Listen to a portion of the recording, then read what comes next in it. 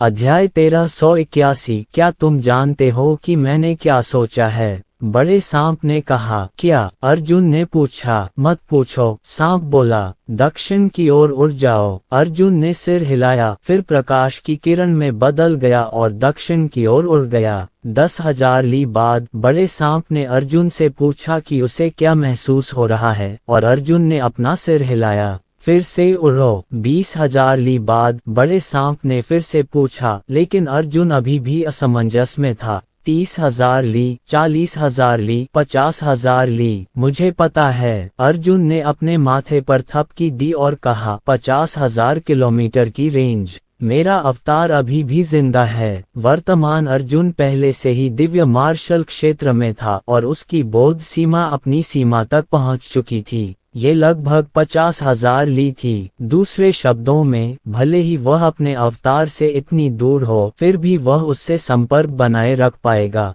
सर्प ने कहा, आप एक अवतार जारी कर सकते हैं और उसे अपने पीछे चलने दे सकते हैं। जब तक आपको इसकी आवश्यकता हो, उसे 50,000 किलोमीटर दूर एक प्रकृति ऊर्जा आरेख बनाने दें और तेजी से यात्रा करने दें। और 50,000 मील दूर, जब आप दुश्मन से लड़ रहे होते हैं, तो आप सीधे प्रकृति ऊर्जा आरेख द्वारा लाई गई कृपाण प्रकाश का आनंद ले सकते हैं। यह उल्लेख करने की आवश्यकता नहीं है कि आपको डर नहीं है कि दुश्मन आपकी छोटी छोटी हरकतों को नोटिस कर लेगा। अर्जुन मुस्कुराया और कहा, वास्तव में आप हैं। सर्प ने कहा, क्या तुम सोचते हो कि मैं 10 लाख वर्षों तक बिना कुछ लिए जीवित रहा? हालांकि आपके सामान्य आक्रामक तरीके अभी भी बहुत कम हैं। जब आप किसी को देखते हैं तो आप प्रकाश की गति से हमला नहीं कर सकते, है ना? आप किसी उच्च साधना क्षेत्र वाले शत्रु से यूं ही नहीं भिड़ सकते और प्रकृति ऊर्जा आरेख की कृपाण प्रकाश को छोड़ नहीं सकते। ये बहुत ही व्यर्थ है। क्या होगा यदि आप अपनी कृपाण की रोशनी से एक मार्शल संत को मार दें और फिर एक अन्य मार्शल संत बाहर कूद पड़े? हाँ, मैंने भी इस बारे में सोचा है। अर्जुन ने कहा। स्कारलेट ड्रैगन तलवार तकनीक के बारे में क्या? बड़े सांप ने पूछा। अर्जुन ने कहा, झांग हायुए ने तलवार की नियमावली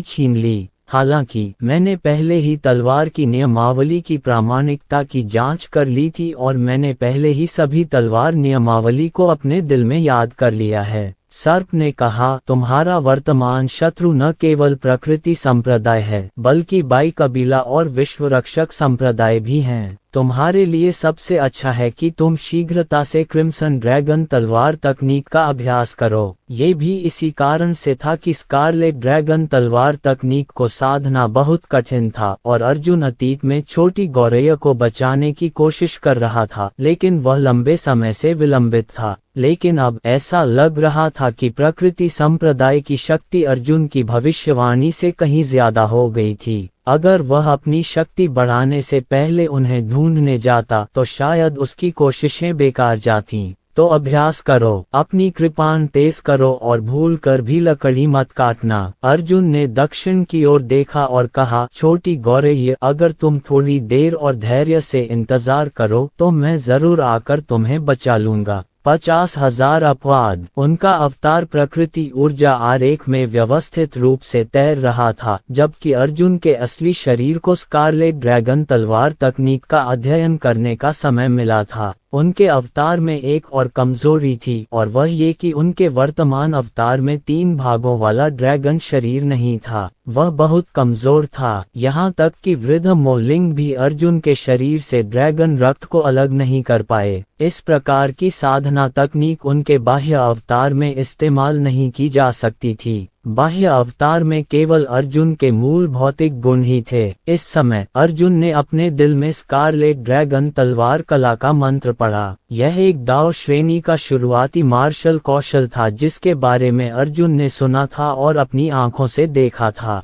ये सर्वोच्च स्तर का मार्शल कौशल था। इसके बारे में भयावह बात यह थी कि इससे प्राप्त होने वाले प्रभाव अब केवल शक्ति नहीं थे, बल्कि मार्शल कौशल के साथ दाव लक भी था। अर्जुन के पास दो तरह के दांव लग थे। एक था ड्रीम दांव, लेकिन ड्रीम दांव ज्यादातर उसकी कृपाण से आता था। दूसरे प्रकार के दांव लग के बारे में अभी तक कुछ पता नहीं था। इसका इस्तेमाल सिर्फ एक बार कलाकृतियों की गहराई के दौरान किया गया था, यहाँ तक कि अर्जुन को भी समझ नहीं आया कि यह क्या है। वह दांव लग अभी पूरी तरह जागृत नहीं हुआ था, उसे अभी भ्रूण रूप में ही विकसित किया गया था। यही कठिनाई थी। अर्जुन ने स्कारलेट ड्रैगन तलवार कला के अनुसार साधना की। उसने पाया कि वह इसमें सफल नहीं हो पा रहा था। इस लाल ड्रैगन तलवार कला में निहित दांव लग बहुत स्पष्ट था। यह आग थी। हालांकि दांव भाग्य जैसी चीजें आसानी से विकसित नहीं की जा सकती थीं, बल्कि वे दांव समझ के उस प्रकार से संबंधित थीं जो एक ही राजवंश में प्राप्त की जा सकती थी। एक बार अवसर मिलने पर कोई भी 1 मिनट में दांव को समझ सकता था। अवसर आने से पहले शायद वह जीवन भर दरवाजे की दहलीज पार नहीं कर पाएगा। अर्जुन दहलीज के बाहर फंस गया था। पूरे 2 दिनों तक अर्जुन की समझ से उसने स्कारलेट ड्रैगन तलवार तकनीक में कोई प्रगति नहीं की थी। मंत्र का एक भी शब्द अभ्यास में नहीं आ सका था। दांव भाग्य इस तलवार पुस्तिका का आधार है। अगर कोई युद्ध कौशल के ज्वाला दांव भाग्य को नहीं समझ सकता तो वह शून्य के बराबर है। अर्जुन ने आह भरी। उसका इरादा पहले ही हार मानने का था। बड़े सांप ने ये भी कहा, आप वेलुरियम संप्रदाय के गुरु की तरह एक बड़े निशानेबाज को भी प्रशिक्षित नहीं कर सकते। ये देखा जा सकता है कि यह कितना कठिन है। स्कारलेट ड्रैगन तलवार तकनीक वेलुरियम संप्रदाय के गुरु और दक्षिणी सम्राट द्वारा बनाई गई थी, न कि संस्थापक द्वारा।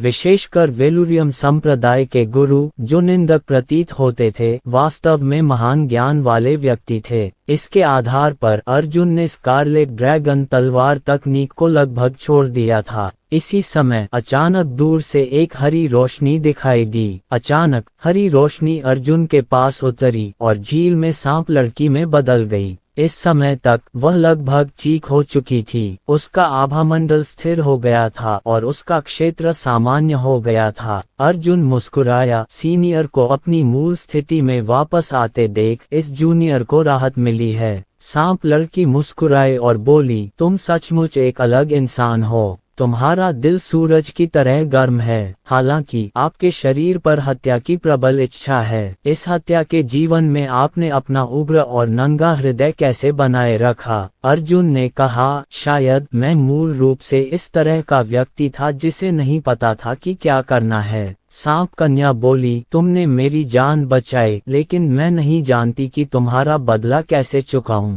हमारे खजाने तुम मनुष्यों के लिए बेकार हैं। इसे आप स्मृति चिन्ह के रूप में रख सकते हैं। बोलते समय सांप लड़की ने अपनी लाल पूंछ हिलाई। अर्जुन ने उसे पकड़ लिया और उत्सुकता से पूछा, क्या ये 9 पूंछ वाले दानव लोमड़ी की अग्नि पूंछ नहीं है? सांप लड़की ने कहा, अगर आपके पास समय हो तो हमारी सांप दौड़ में मेहमान बनकर आइए। हालांकि मुझे अब वापस जाना होगा। कुछ मनुष्य हैं जो मुझे श्रद्धांजलि देने की तैयारी कर रहे हैं। उस समय साधना तकनीकों में मेरी कमियों की पूर्ति हो जाएगी। ऐसा कहकर सांप लड़की घूम गई और उड़ गई। अर्जुन ने लोमड़ी की पूंछ पकड़ ली और अचानक उसके मन में एक आध्यात्मिक प्रकाश कौंधा। लगता है इस पूंछ में फ्लेम दाव लग छिपा है। लोमड़ी सबसे अधिक मानसिक होती है। बताओ, क्या मैं इसकी पूंछ से आग का भविष्य जान सकता हूँ? तुम क्या समझने की कोशिश कर रहे हो? तुम इंसान हो, कोई राक्षस नहीं। तुम इसे कैसे समझ सकते हो? बड़े सांप ने कहा। अर्जुन मुस्कुराया, मैंने तो यूं ही कह दिया। बड़े सांप ने कहा, मुझे इसे खाने दो।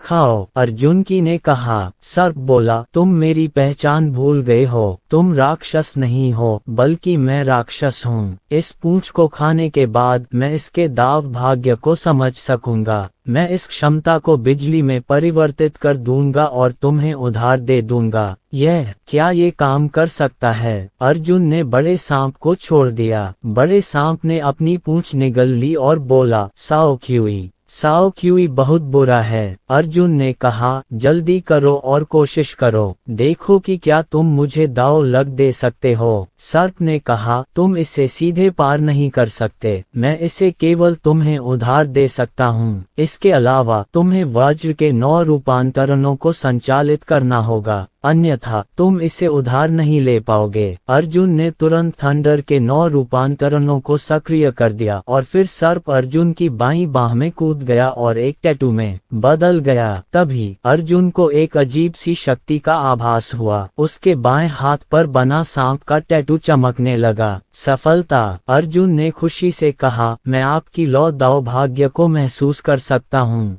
जैसे ही उसने ये कहा, अर्जुन ने तुरंत स्कारलेट ड्रैगन स्वॉर्ड आर्ट का मंत्र प्रसारित कर दिया। ये सचमुच संभव था। उसने अपना हाथ हिलाया और एक जलती हुई कृपाण की बत्ती बुझा दी। ज्वलंत कृपाण की रोशनी पृथ्वी पर फैल गई और जहां भी यह गुजरी, इसने पृथ्वी में हवा और अग्नि तत्व ऊर्जा को विचलित कर दिया। जहां भी कृपाण की रोशनी गुजरी, सब कुछ वाष्पीकृत हो गया। कितना तेज बुखार है! अर्जुन की आंखें आश्चर्य से चौड़ी हो गईं। तापमान इतना ज्यादा था कि वह अग्नि ड्रैगन द्वारा छिड़की गई ड्रैगन सांस के बराबर था।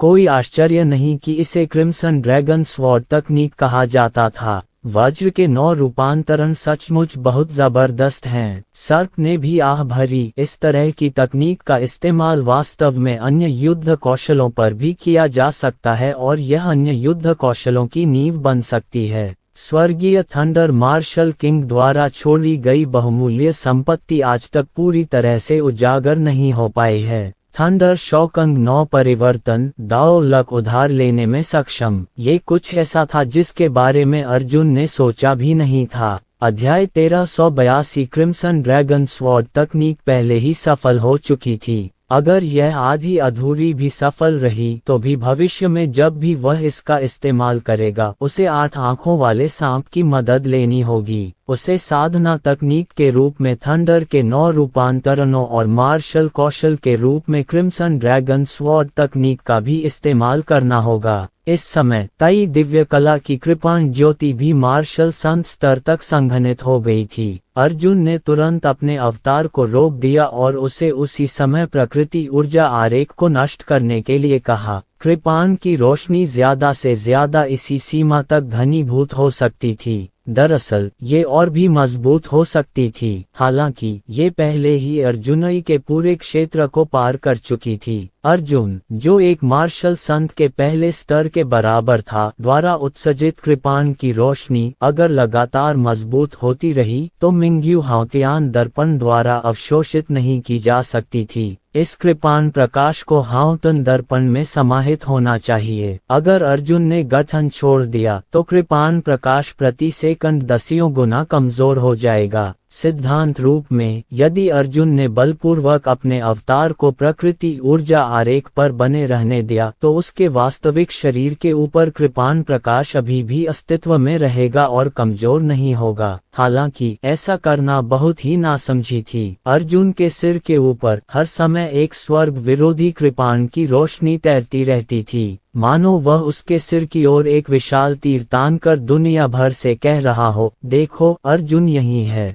अर्जुन ने कृपाण की रोशनी को हाउतियान दर्पण में संजो कर रखा और अपने मन में और भी ज्यादा आत्मविश्वास महसूस किया। कम से कम जुवान किंगजू से मिलना अब कोई निश्चित मौत नहीं थी। अर्जुन को नहीं पता था कि यह कृपाण प्रकाश जुवान किंगजू को मार सकता है या नहीं, लेकिन उसने सोचा कि 50% संभावना है कि यह काम नहीं करेगा। इस कृपाण ज्योति में कोई विशेष क्षमता नहीं थी। यह एक साधारण कृपाण ज्योति थी। ये केवल अर्जुन के समतुल्य थी, जो मार्शल संत अवस्था के प्रथम स्तर पर थी। अंतर केवल इतना था कि इसे प्रकाश की पूरी गति से आशीर्वाद दिया जा सकता था। जुवान किंगजू पहले से ही मार्शल सेंट क्षेत्र के पहले स्तर पर था। उसी क्षेत्र में अर्जुन को पूरा विश्वास था कि वह जुवान किंगजू को हरा सकता है। हालांकि अगर वह जीतने के लिए सिर्फ एक ही चाल चलता तो उसकी जीत की संभावना कम थी।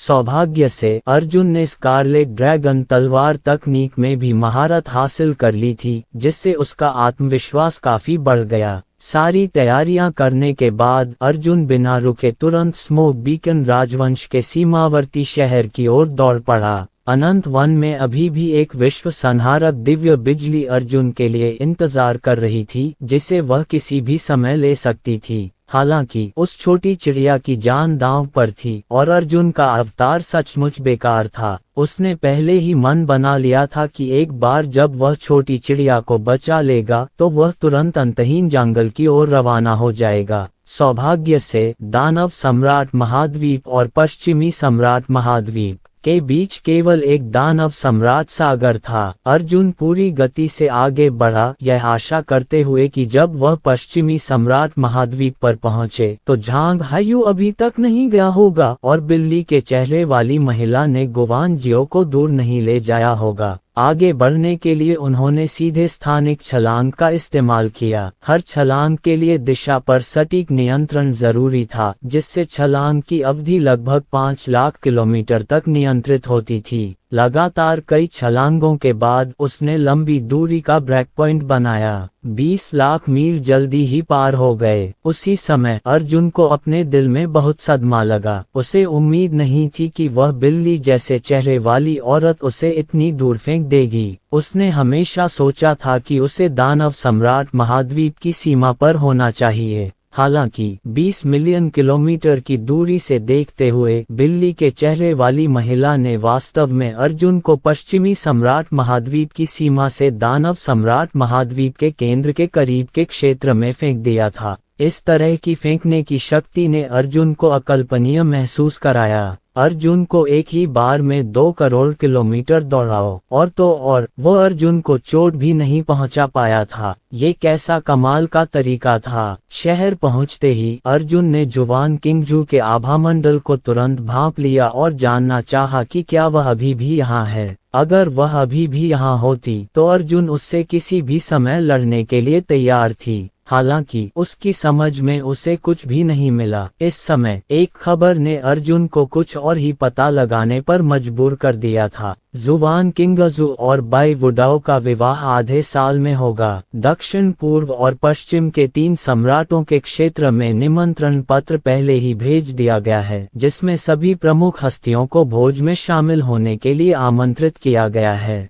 ये देखकर अर्जुन हैरान रह गया। उसे उम्मीद नहीं थी कि जुवान किंगजू और बाई वुडाओ आखिरकार साथ साथ चलेंगे। इससे भी अधिक अतिशयोक्तिपूर्ण बात यह थी कि स्वयं अर्जुन को भी निमंत्रण पत्र प्राप्त हुआ था। एक अधेड़ उम्र का आदमी गली के कोने से अचानक निकला। उसने अर्जुन को सही पहचान लिया और निमंत्रण पत्र अर्जुन को थमा दिया। उन्होंने कहा, मिस किंगजू को उम्मीद थी कि आप वापस आ सकते हैं, इसलिए उन्होंने मुझे यहीं प्रतीक्षा करने और आपको ये निमंत्रण देने के लिए कहा। अर्जुन ने निमंत्रण पत्र पकड़ा और व्यंग्यात्मक लहजे में कहा, बाई कबीला मुझे मरने के लिए कह रहा है। वे मुझे इतना मूर्ख क्यों समझते हैं कि मैं सचमुच भोज में जाऊं? वह आदमी मुस्कुराया और बोला, मुझे नहीं पता, मैं तो बस बाई कबीले के लिए काम करने वाला एक बाहरी व्यक्ति हूँ। मैं केवल आपको निमंत्रण पत्र भेजने के लिए जिम्मेदार हूँ। अर्जुन ने सतर्कता से चारों ओर देखा। उस आदमी को पहले ही अंदाजा हो गया था कि अर्जुन क्या सोच रहा है। उसने कहा, चिंता मत करो, यहाँ बाई कबीले के कोई विशेषज्ञ तुम पर घात लगाए नहीं बैठे हैं। वे जानते हैं कि तुम्हारे पास भागने के रास्ते हैं। जब तक तुम सतर्क रहोगे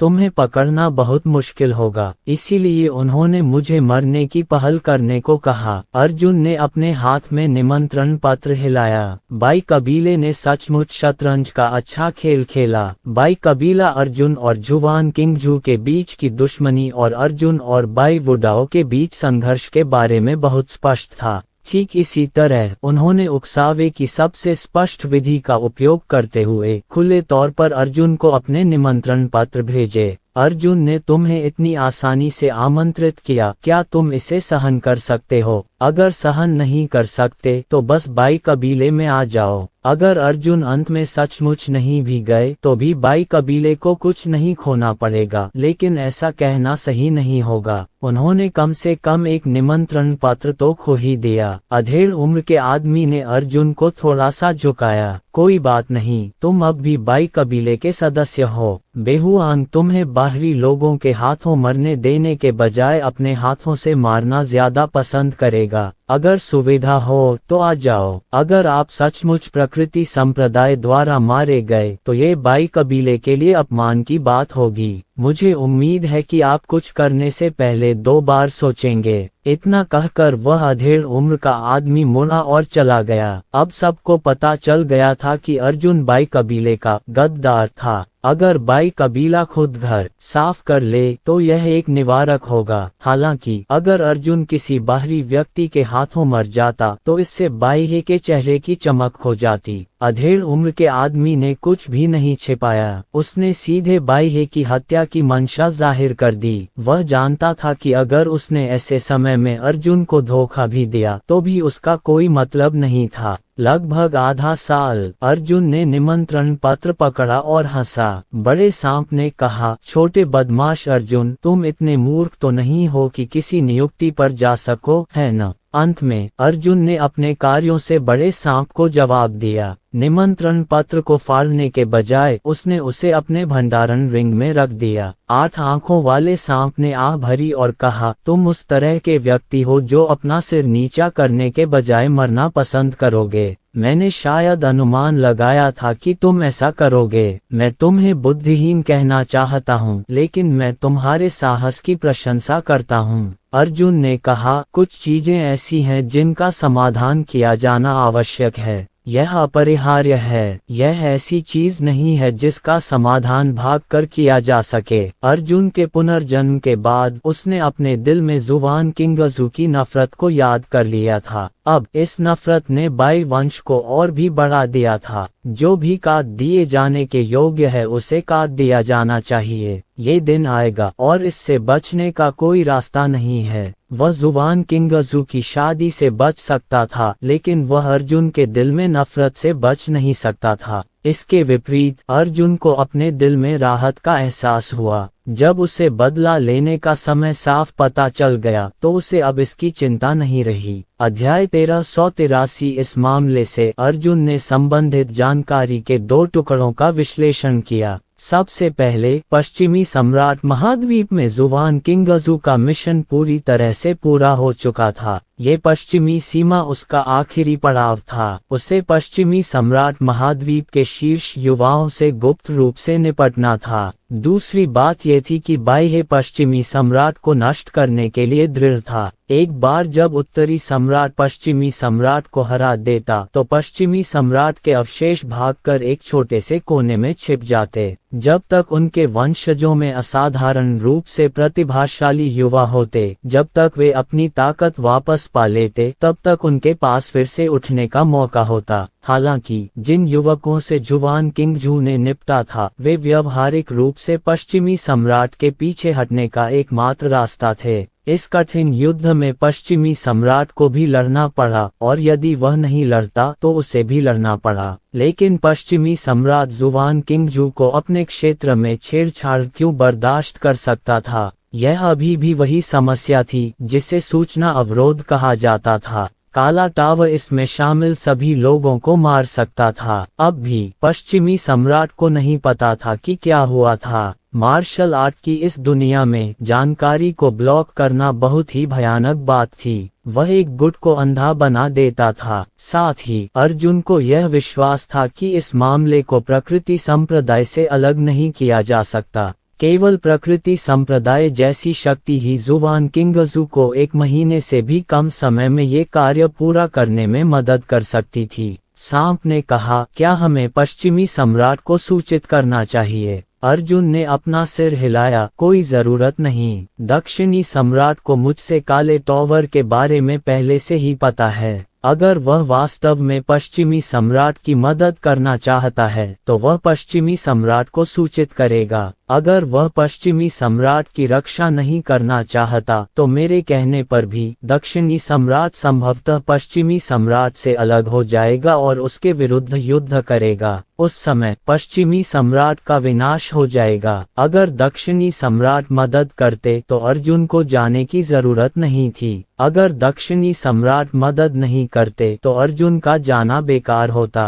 उसे भी जाने की जरूरत नहीं थी। क्या तुम्हें झांग हायू की आभा महसूस हो रही है? बड़े सांप ने कहा। अर्जुन ने अपना सिर हिलाया। वे पहले से ही सतर्क हैं। मुझे डर है कि उन्होंने अब अपनी आभा छिपा ली है। वे छाया में छिपे हुए हैं, इसलिए उन्हें केवल धीरे धीरे खोजा जा सकता है। अर्जुन फिर से छोटे आंगन में चला गया। अर्जुन ने पिछली रात जो सुना था उसके अनुसार रहस्यमय काले वस्त्रधारी व्यक्ति और झांग हायू ने एक रात बाद फिर से मिलने पर सहमति व्यक्त की थी। हालांकि झांग हायू गंभीर रूप से घायल हो गया था। अपनी चोटों का इलाज कराने के लिए वह समय पर अपॉइंटमेंट पर नहीं पहुंच पाया, इसलिए अपॉइंटमेंट स्थगित कर दिया गया। हालांकि छोटे से आंगन में कोई नहीं था, यहाँ तक कि पिंजरा भी नहीं। क्या तुम भाग गए? भले ही झांग हायू अकेले नहीं आ सकता, फिर भी वह अपने अधीनस्थों को भेज सकता है, सांप ने कहा। अर्जुन ने अपना सिर हिलाया। झांग हायू के प्रदर्शन को देखते हुए वह एक ऐसे व्यक्ति हैं जो योग्यता को बहुत महत्व देते हैं। अगर वह कुछ बड़ा करना चाहते हैं तो वह निश्चित रूप से इसे व्यक्तिगत रूप से करेंगे। वह योग्यता को कभी किसी और को सौंपने के लिए नहीं सौंपेंगे।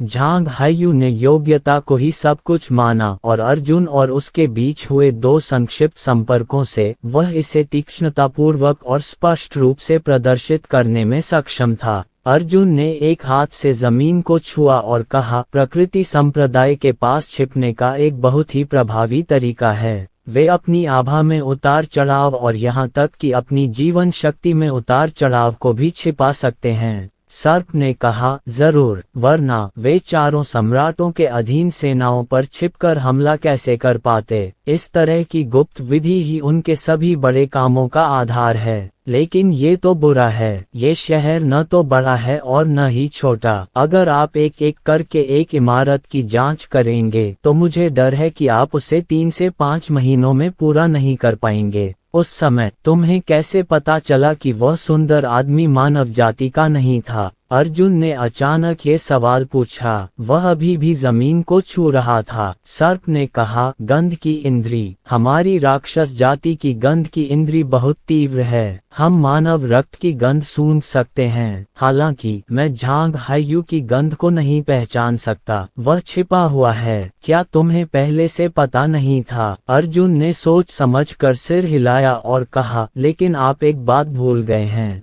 प्राकृतिक संप्रदाय खुद को छिपा सकते हैं, लेकिन पिंजरों में बंद मनुष्यों में ऐसा करने की क्षमता नहीं है। प्रकृति संप्रदाय के लोगों को भी इस बारे में नहीं सोचना चाहिए था। ठीक है, 8 आंखों वाला सांप खुश होकर बोला, मुझे भी इसकी उम्मीद नहीं थी। इस पापा को इसकी गंध आने दो। अर्जुन ने अपना बायां हाथ जमीन की सतह तक बढ़ाया। उस रात की लड़ाई के दौरान अर्जुन और झांग हायू ने केवल आंगन में ही थोड़ी देर के लिए लड़ाई लड़ी। ज्यादातर लड़ाइयां दूर आसमान में हुई, लेकिन उन छोटी छोटी लड़ाइयों से पैदा हुई शॉकवेव्स ने पिंजरों में बंद कुछ इंसानों को भी नुकसान पहुंचाया। उनका खून पहले ही मिट्टी में समा चुका था। 8 आंखों वाले सांप ने सूंघकर तुरंत लक्ष्य पर निशाना साधा। वे अभी भी यहाँ हैं। वे शहर के दक्षिण में हैं। अर्जुन ने आंखें सिकोड़ ली और मन ही मन सोचा कि उसका अंदाजा बिल्कुल सही था। झांग हायू अभी तक नहीं गया था। बिना किसी हिचकिचाहट के उन्होंने तुरंत कार्रवाई की। अर्जुन ने सर्प की दिशा का अनुसरण किया और शीघ्रता से शहर के दक्षिण में पहुंच गया तथा नगर स्वामी के भवन पर ताला लगा दिया। यह नगर दानव सम्राट सागर से घिरा हुआ था और इसकी सैन्य शक्ति बहुत मजबूत थी। नगर प्रभु के भवन की सुरक्षा बहुत मजबूत कही जा सकती थी। हालांकि आम मानव सैनिक अब अर्जुन के लिए कोई खतरा नहीं थे। उनकी भूमिका अभी भी पूर्व चेतावनी देना थी। जैसे ही राक्षस जाति हमला करती, वे तुरंत पश्चिमी सम्राट को सूचना दे सकते थे। नगर स्वामी के महल के आसपास के ज्यादातर सैनिक शारीरिक रूप से मजबूत नहीं थे, बल्कि वे थोड़े दुबले पतले और हटे कट्टे योद्धा थे। इससे अर्जुन का अनुमान सही साबित हुआ। उन्होंने इस स्थान को अपना पहला बचाव स्थल नहीं माना, बल्कि राक्षसों के आक्रमण के तुरंत बाद इसे त्याग दिया। बहुत हैं। 8 आंखों वाले सांप ने कहा, नगर पालिका के भवन में कई 5 मेरिडियन मार्शल कलाकार हैं। उनकी संख्या पहले ही 1000 के करीब पहुंच चुकी है। उनकी संख्या लगभग 980 से 990 है। प्रवेश द्वार पर पहरेदार बहुत सतर्क थे। उन्होंने देखा कि अर्जुन हमेशा सड़क के उस पार खड़ा रहता था। ऐसा लग रहा था कि 2 पहरेदार पास आए और पूछा, निरस्त्र करो। ये वे पहले शब्द थे जो दोनों गार्डों ने कहे, और फिर एक गार्ड ने अर्जुन की पीठ पर लगे चाकू को पकड़ने के लिए हाथ बढ़ाया। एक अन्य गार्ड ने अपनी तलवार की मूठ पर अपना दाहिना हाथ रखा और अर्जुन को घूरते हुए कहा, तुम क्या कर रहे हो? पहचान। अर्जुन ने उन दोनों की तरफ देखा तक नहीं। उसका ध्यान हमेशा झांग हायू को ढूंढने में लगा रहा। हालांकि इतनी नजदीकी दूरी पर भी झांग हायू का सटीक स्थान नहीं पाया जा सका। वह बदमाश पहले से ही एक डरे हुए पक्षी की तरह था। अर्जुन को यकीन नहीं हो रहा था कि क्या आज ही वह दिन है जब झांग हायू और काले वस्त्र वाले आदमी की मुलाकात हुई थी। बड़े सांप के अनुसार 5 मेरिडियन मार्शल कलाकारों की संख्या अभी भी 1000 से कम थी। अगर झांग हायू आज नहीं आया होता, तो अगर उसने उसे सचेत कर दिया होता तो झांग हायू शायद बच निकलता। झांग हायू अंदर था या नहीं, ये सबसे बड़ी समस्या थी। प्रवेश करें या नहीं, अभी भी इसकी गंध नहीं आ रही है। अर्जुन ने अपने दिल में पूछा, मैं झांग हायू के ठिकाने की पुष्टि नहीं कर सकता, लेकिन मुझे डर है कि यह हमारा एकमात्र मौका है। अगर वह आज हमला नहीं करता तो झांग हायू कल भाग जाता। अगर वह आज हमला करता और वह यहाँ नहीं होता तो हवा की आहट सुनते ही वह भाग जाता। अर्जुन को अचानक उस सुंदर आदमी का ख्याल आया। मैं यहाँ नगर स्वामी की हत्या करने आया हूँ, उसने 2 गार्डों से कहा। दोनों पहरेदार दंग रह गए। उनमें से एक ने चौंक कर कहा, तुम्हारी हिम्मत कैसे हुई? चलो उसे पकड़ो। ये दोनों रक्षक स्वर्ग मूल क्षेत्र के मार्शल कलाकार थे, इसलिए वे अर्जुन की ताकत की जांच करने के लिए योग्य नहीं थे। दर्जनों गार्ड अर्जुन को घेरने के लिए आगे बढ़े और 1 दर्जन से अधिक तेज तलवारें अर्जुन की गर्दन पर रख दी गईं। तलवारों के किनारों ने एक घेरा बना दिया। अध्याय 1384। एक और पहरेदार ने भी अर्जुन की विशाल कृपाण उतार ली। हालांकि उसका शरीर धंस गया और उसका पूरा शरीर विशाल कृपाण के दबाव में झुक गया। उसका दाहिना हाथ भारी कृपाण से जमीन पर गिर गया और वह उसे बाहर नहीं निकाल पाया। इस दृश्य से गार्डों को बहुत धक्का लगा। मूलतः उन्होंने सोचा था कि अर्जुन सिर्फ एक पागल आदमी था, इसलिए कोई यह नहीं समझ पाएगा कि वह शहर के स्वामी की हत्या करना चाहता था। हालांकि विशाल कृपाण का भार महसूस करते ही सभी पहरेदार सतर्क हो गए। उन्होंने अर्जुन को नगर प्रभु के भवन तक पहुंचाने के लिए और लोगों को बुलाया। ये बहुत मूर्खतापूर्ण निर्णय था। हालांकि मार्शल कलाकारों की ये दुनिया शियांग नान की दुनिया से बिल्कुल अलग थी। आम लोगों के शहरों में कोई दरबार नहीं होता था। शहर के सभी झगड़ों का फैसला खुद शहर का स्वामी, जो एक मार्शल कलाकार था, करता था।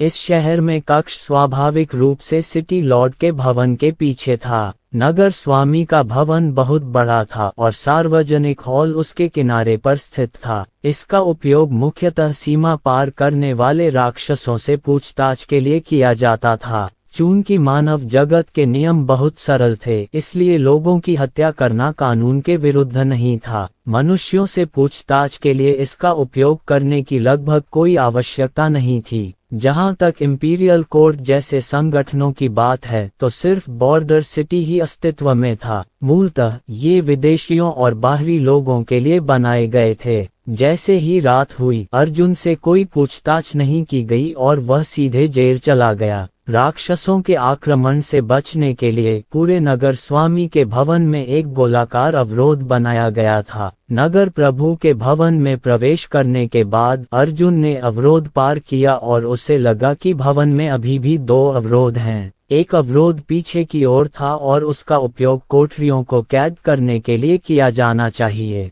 दूसरा बीच में था, उसे पता नहीं था कि वह क्या है। अर्जुन खुले प्रांगण से होते हुए गार्डों का पीछा करते हुए अंततः केंद्र पर पहुंच गया और यहाँ अर्जुन को गार्डों द्वारा सिटी लॉर्ड के मनो के कबीले के जनरल के पास ले जाया गया, जिन्होंने फिर अर्जुन को अंदर तक पहुंचाया। ये स्थान संयोगवश केंद्रीय अवरोध के किनारे पर था। अर्जुन ने तुरंत अपनी बिजली जैसी आंखें खोली और अपनी दृष्टि का उपयोग करके बीच में स्थित अवरोध को भेद कर ये देखने की कोशिश की कि अंदर क्या हो रहा है। यह एक विशाल बगीचा था जो ढेर सारे फूलों से घिरा हुआ था। बगीचे के बीचों बीच 3 मंडप थे। मंडप के बीच में झांग हायू और काले वस्त्र पहने वह आदमी बैठे थे। अन्य 2 मंडपों पर हरे वस्त्रधारी व्यक्ति बैठा था, शायद इसलिए कि झांग हायुए के पास वाकई एक शक्तिशाली छठी इंद्री थी। उसे लगा जैसे कोई उसकी ओर ध्यान दे रहा है, इसलिए उसने अनजाने में ही उस ओर देखा।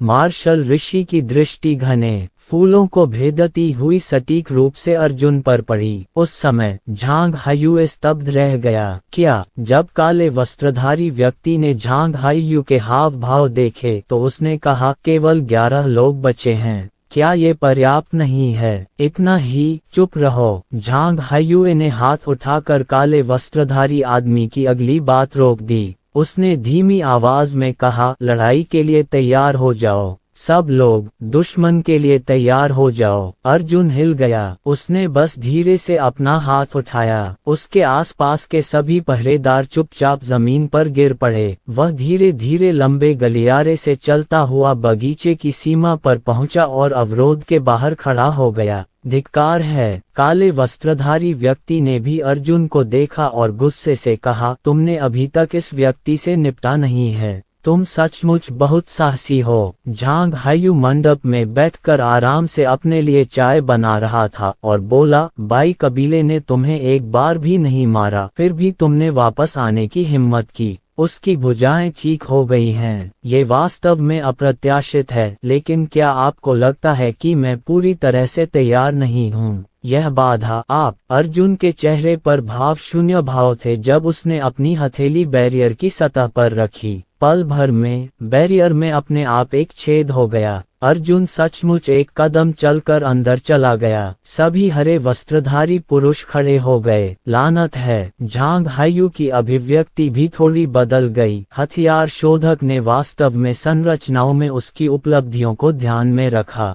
झांग हायुए को समझ नहीं आ रहा था कि अर्जुन का वर्णन कैसे करे। 6 सम्राटों की दुनिया का ये तथाकथित नंबर 1 कलाकार न सिर्फ कलाबाजी में बेहद कुशल था, बल्कि उसकी युद्ध कलाएं और भी ज्यादा भयानक थीं। वह वास्तव में युद्ध रचनाओं में भी बहुत कुशल था। जिस अवरोध पर झांग हायू को गर्व था, वह अर्जुन को 3 सेकंड तक रोकने में विफल रहा। अच्छा। झांग हायू ने अर्जुन को और करीब आते देखा और ठंडे स्वर में कहा, साहसी और सतर्क रहना हमेशा से मेरा तरीका रहा है। हालांकि मुझे यकीन नहीं है कि तुम सच में वापस आने की हिम्मत करोगे, लेकिन मैं पहले से ही तैयार हूँ। जाना। झांग हायू ने अपना हाथ हिलाया और 1 दर्जन हरे वस्त्रधारी पुरुष तुरंत अर्जुन की ओर दौड़ पड़े। रहस्यमय काले वस्त्रधारी व्यक्ति ने गुस्से से पैर पटकते हुए कहा, केवल 11 लोग बचे हैं, चाहे तुम चाहो या नहीं, कोई बात नहीं, मैं अब तुम्हारे मामलों में भाग नहीं लूंगा। काले वस्त्र पहने आदमी ने अर्जुन और फिर झांग हायू की ओर देखा।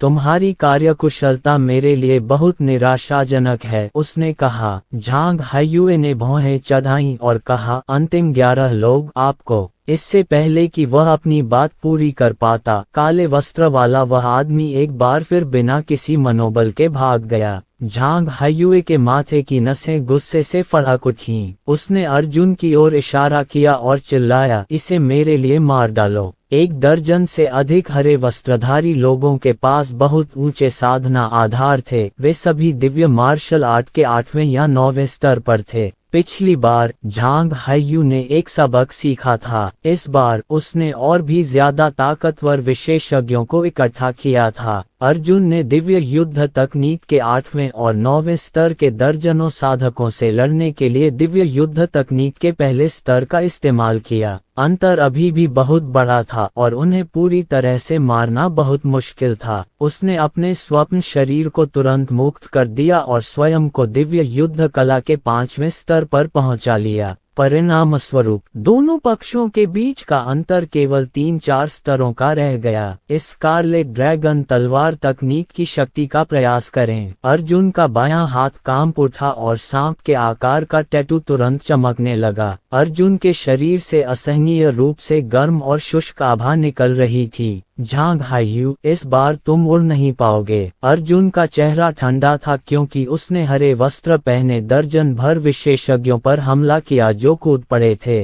अग्नि तत्व एक ऐसी चीज थी जिसका उपयोग मनुष्य हमेशा कर सकता था, जिसमें माचिस जलाने से लेकर गोली की लपटों को परिष्कृत करने तक, तालियों के बीच लपटों के साथ खेलने तक शामिल था। लेकिन सबसे अच्छा, ये सिर्फ अग्नि एलिमेंटियम का उपयोग था। दाव भाग्य और उपयोग में सबसे बड़ा अंतर ये था कि दाव भाग्य सीधे तत्वों को नियंत्रित करता था। ये सीधे तत्वों की संरचना को विघटित कर देता था। उस विशाल ज्वलंत कृपाण प्रकाश से अग्नि ड्रैगन के समान ड्रैगन आभा उत्सर्जित हो रही थी। यहाँ तक कि ब्लेड लाइट से टपकती लावा की बड़ी बड़ी बूंदें भी धुंधली सी दिखाई दे रही थीं। हरे वस्त्र पहने एक दर्जन से अधिक लोगों को प्रतिक्रिया करने का भी समय नहीं मिला जब उन्हें एक ही ब्लेड से काट दिया गया। जैसे ही कृपाण की रोशनी उन दर्जन भर लोगों पर पड़ी, वे भयानक तापमान से लाल होकर धधक उठे। उनके शरीर पिघले हुए कांच की तरह पिघल गए और तेजी से तरल में बदल गए। इन अकल्पनीय रूप से उच्च तापमानों ने जमीन को छूते ही उसे पिघला दिया। हालांकि इससे पहले कि वे एक गहरे छेद में जल पाते, वे और भी अधिक तापमान पर धुंध में वाष्पीकृत हो गए। दिव्य मार्शल आर्ट के 8वें या 9वें स्तर के एक दर्जन विशेषज्ञों के बावजूद उनकी दिव्य एस्ट्रल क्यूई ढालें थोड़ी सी भी रक्षात्मक शक्ति लाने में सक्षम नहीं थीं।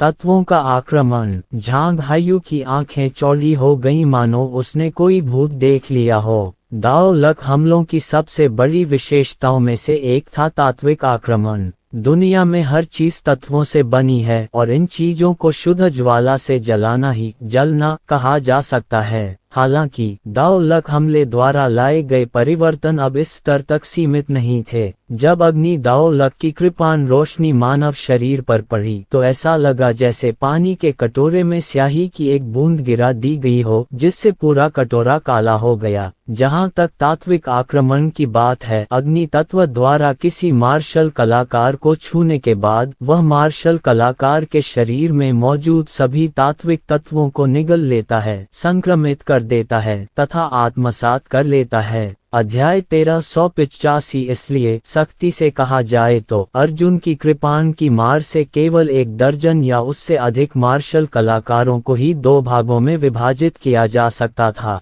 हालांकि जिस शक्ति ने उन्हें सचमुच पिघलाया वह उनकी अपनी मौलिक संरचना थी। उनके शरीरों में विद्यमान जल तत्व अग्नि तत्वों द्वारा निगल लिए गए और अग्नि में समाहित हो गए। उनके शरीरों में विद्यमान काष्ठ तत्व भी इसी प्रकार समाहित हो गए और उनके शरीरों में विद्यमान पृथ्वी तत्व अभी भी वैसे ही थे। जब किसी मार्शल कलाकार के पास अपना दाव लक नहीं होता और न ही उसके शरीर के भीतर तत्वों को सुदृढ़ करने की क्षमता होती, तो जैसे ही उसे किसी तत्वीय आक्रमण का सामना करना पड़ता, वह मूलतः एक कागज का आदमी होता जिसके हाथ में दुश्मन के तीखे ब्लेड के हमलों से बचाव के लिए एक कागज की ढाल होती। ये पूरी तरह से बेकार था। धिक्कार है, ये स्कारलेट ड्रैगन तलवार कला है। तुम सचमुच सफल हो गए। झांग हायू चौंक गया और उसने जल्दी से अर्जुन की ओर एक विशाल हथेली काट दी। इस प्रकार का आक्रमण अभी भी तात्विक ऊर्जा उधार लेने के स्तर पर था। ये तात्विक ऊर्जा को नियंत्रित करने की तुलना में कई गुना कमजोर था।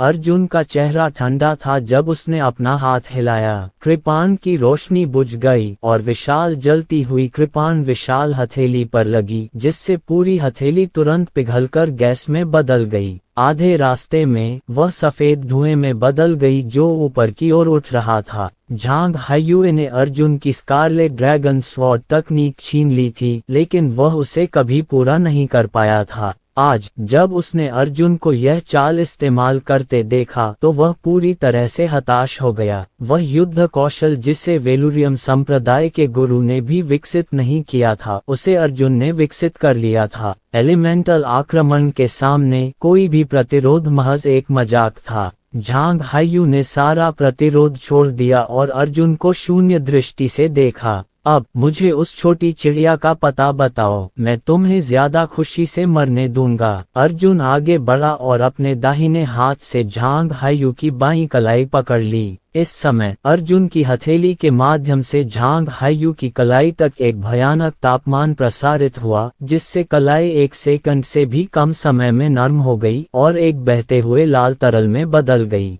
झांग हायू का चेहरा दर्द से मुड़ गया और भयानक बुखार अभी भी उसकी कलाई से होते हुए उसकी बांह की ओर फैल रहा था। जब तक झांग हायू का हाथ पिघलकर केवल उसकी कोहनी तक पहुंचा, तब तक आसपास का तापमान उसके कंधे तक पहुंच चुका था, जिससे उसका बायां हाथ एक तेज रंग में बदल गया, मानो उसे अभी अभी भट्टी से निकाला गया हो। झांग हायू ने सहज रूप से अपनी दाहिनी मुट्ठी का उपयोग करके अपनी एस्ट्रल क्यूई को संघनित किया और उसे अर्जुन के चेहरे की ओर मारा। पेंग, यह मुक्का अर्जुन के चेहरे पर लगा। जहां उसकी मुक्का उसके चेहरे पर लगी, वह जगह लाल हो गई। झांग हायुए की दाहिनी मुट्ठी तुरंत पिघलकर तरल और फिर गैसीय अवस्था में बदल गई। आहे! झांग हायू दर्द से कराह उठा। अर्जुन ने ठंडे स्वर में कहा, तुम्हारे पास दाव लक नहीं है, तुम मेरे सामने सिर्फ एक कागज का टुकड़ा हो। अर्जुन ने झांग हायू की बाईं कलाई छोड़ दी, लेकिन उसने अपनी तर्जनी उंगली उठाई और उसे धीरे से झांग हायू की छाती पर दबा दिया। झांग हायू की छाती तुरंत पिघल गई और एक उंगली का छेद ढह गया, जिससे अर्जुन की उंगली आसानी से उसमें घुस गई। रुकना! अचानक क्षितिज से एक विस्फोटक चीख आई, जिसके बाद सैकड़ों मार्शल कलाकार आकाश से नीचे उतरे। इनमें से अधिकांश मार्शल कलाकार दिव्य मार्शल आर्ट के 5वें स्तर के विशेषज्ञ थे, लेकिन वे स्पष्ट रूप से प्रकृति संप्रदाय से संबंधित नहीं थे। विश्व रक्षक संप्रदाय। अर्जुन ने तुरंत उन लोगों के कपड़ों को पहचान लिया। विश्व रक्षक संप्रदाय ने भी अर्जुन को एक तरफा चुनौती दी थी। वे हमेशा अर्जुन के ठिकानों पर नजर रखे हुए थे। ये कल्पना की जा सकती है कि शहर में अर्जुन और झांग हायू के बीच हुई अंतिम लड़ाई ने विश्व रक्षक संप्रदाय के लोगों को आकर्षित किया था। ये सैकड़ों लोग एक साथ आए और फूलों की झाड़ियों पर खड़े होकर अर्जुन को पूरी तरह से घेर लिया। झांग हायू ने अर्जुन को झटक दिया और भागने के लिए मुड़ा। हालांकि उसका बायां हाथ आधा पिघलकर गैस में जल चुका था, उसके बचने की कोई उम्मीद नहीं थी। पलक झपकते ही हजारों कृपाण और तलवार की रोशनियां अर्जुन की ओर टूट पड़ी। प्रकाश की ये किरणें एक दूसरे से लिपटी हुई एक जाल में बदल गईं, जिसने अर्जुन के हर भागने के रास्ते को बंद कर दिया। हालांकि अर्जुन बच नहीं पाया। उसने बस धीरे से अपना बायां हाथ उठाया। उसका पूरा शरीर भी लाल हो गया था। सभी कृपाण किरणें उस पर पड़ने के बाद तुरंत पिघलकर तरल हो गईं और अर्जुन के शरीर से नीचे बहने लगीं। जमीन पर गिरने से पहले वे जलकर गैसीय अवस्था में बदल गईं। दाओ लक! विश्व रक्षक संप्रदाय के मार्शल चिकित्सकों ने एक साथ कहा। अर्जुन ने अपने घोड़े पर वार किया और उसे एक अंगूठी से काट डाला। जहां भी महान अर्धचंद्राकार ज्वाला कृपाण प्रकाश फैला, वहां सभी जीशी संप्रदाय के मार्शल कलाकार पिघलकर तरल कांच में बदल गए। झांग हायू, इस बार तुम बच नहीं सकते। अर्जुन घूम गया और एक मानव आकार की लौ में बदल गया और झांग हायू का उसी दिशा में पीछा करने लगा जिस दिशा से वह भागा था। इस समय आकाश से अचानक प्रकाश की एक विशाल हथेली गिरी। ताड़ का पेड़ अर्जुन के शरीर पर लगा और बेरहमी से जमीन पर गिर गया। अत्यधिक तापमान के कारण जमीन में एक छोटा सा छेद हो गया। 3 सफेद दाढ़ी वाले बूढ़े आदमी आकाश में तैर रहे थे। ये तीनों मार्शल सेंट थर्ड लेयर थे। यू शियाओलू ने स्पष्ट रूप से कहा था कि स्कारलेट ड्रैगन तलवार तकनीक अकेले शक्ति के मामले में बर्निंग हेवन पाम से बेहतर नहीं थी।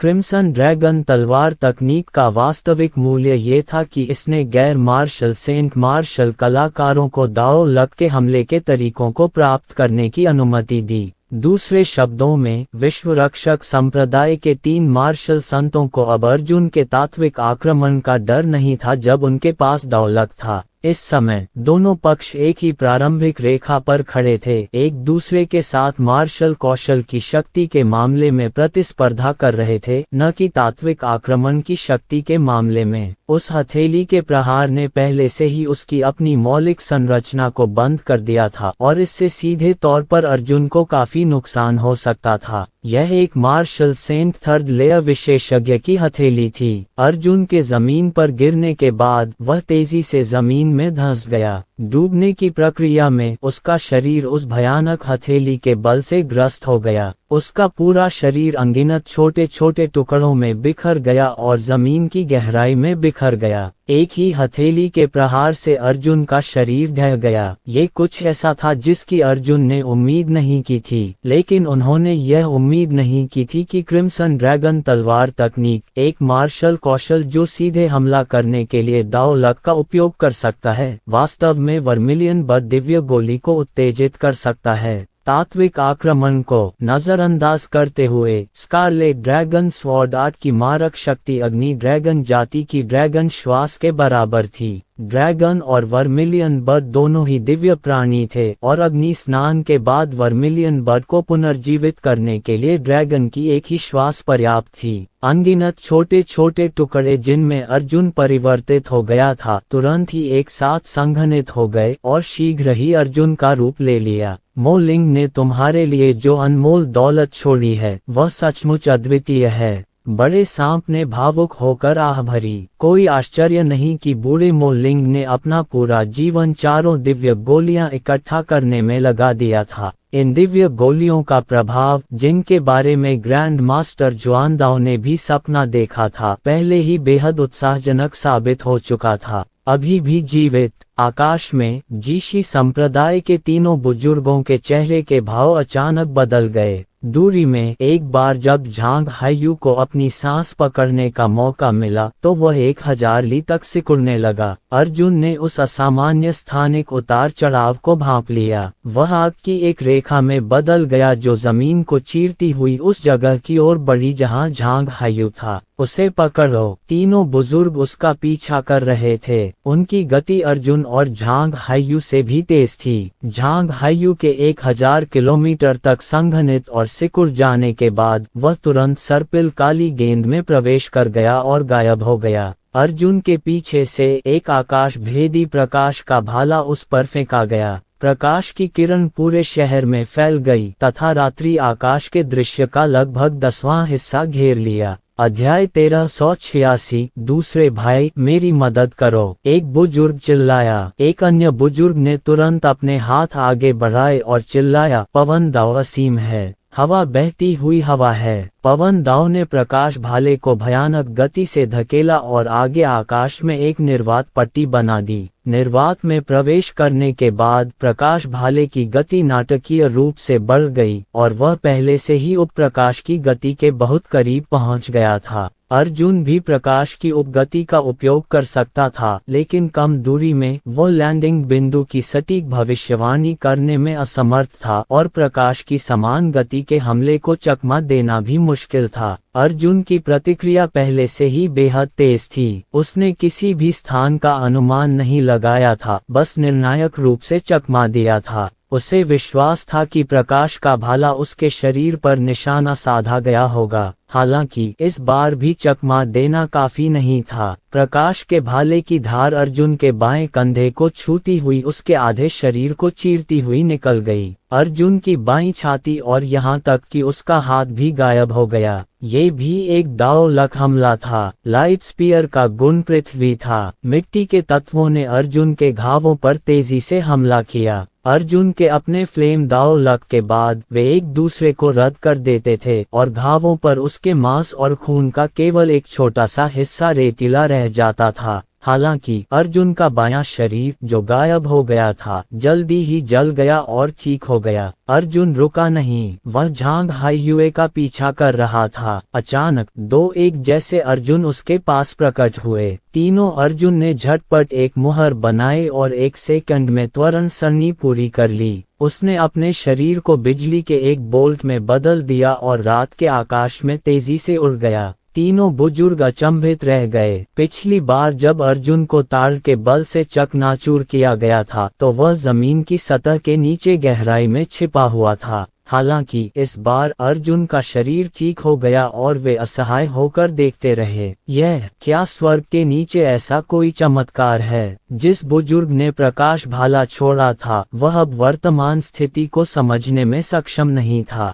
वर्मिलियन बग दिव्य गोली का प्रभाव पहले से ही अमरता के बहुत करीब था, लेकिन फिर भी इसमें खामियां थीं। अर्जुन इस बिंदु पर बहुत स्पष्ट थे और ओल्ड मैन मो लिंग ने पहले भी इसका उल्लेख किया था। यदि दुश्मन ने अर्जुन के शरीर को टुकड़े टुकड़े नहीं किया होता बल्कि उसे 2 टुकड़ों में काट दिया होता और उसे विभिन्न स्थानों पर कैद कर दिया होता तो वह उबर नहीं पाता। हालांकि 8 आंखों वाले सांप की अमरता में ऐसी कोई कमी नहीं थी। अगर सांप के शरीर को चीरकर हर क्षेत्र में फेंक दिया जाए तो भी उनमें से एक क्षेत्र में उसका मूल शरीर फिर से उग आएगा। अर्जुन ने व्यक्तिगत रूप से इस चाल का परीक्षण किया था। बच्चे अर्जुन, तुम्हें सावधान रहना होगा, 8 आंखों वाले सांप ने याद दिलाया। वे 3 बूढ़े मूर्ख नहीं हैं। वे जल्द ही तुम्हारे पुनर्जन्म के नियमों का पता लगा लेंगे। उस समय भी तुम्हारा जीवन खतरे में होगा। बेशक अर्जुन को ये पता था, लेकिन वह झांग हायु को पकड़ने के लिए दृढ़ था। तुम कहाँ भाग रहे हो? पलक झपकते ही अर्जुन, जो बिजली में बदल गया था, पहले ही झांग हायु से आगे निकल गया था और उसका पीछा करने के लिए मुड़ गया था।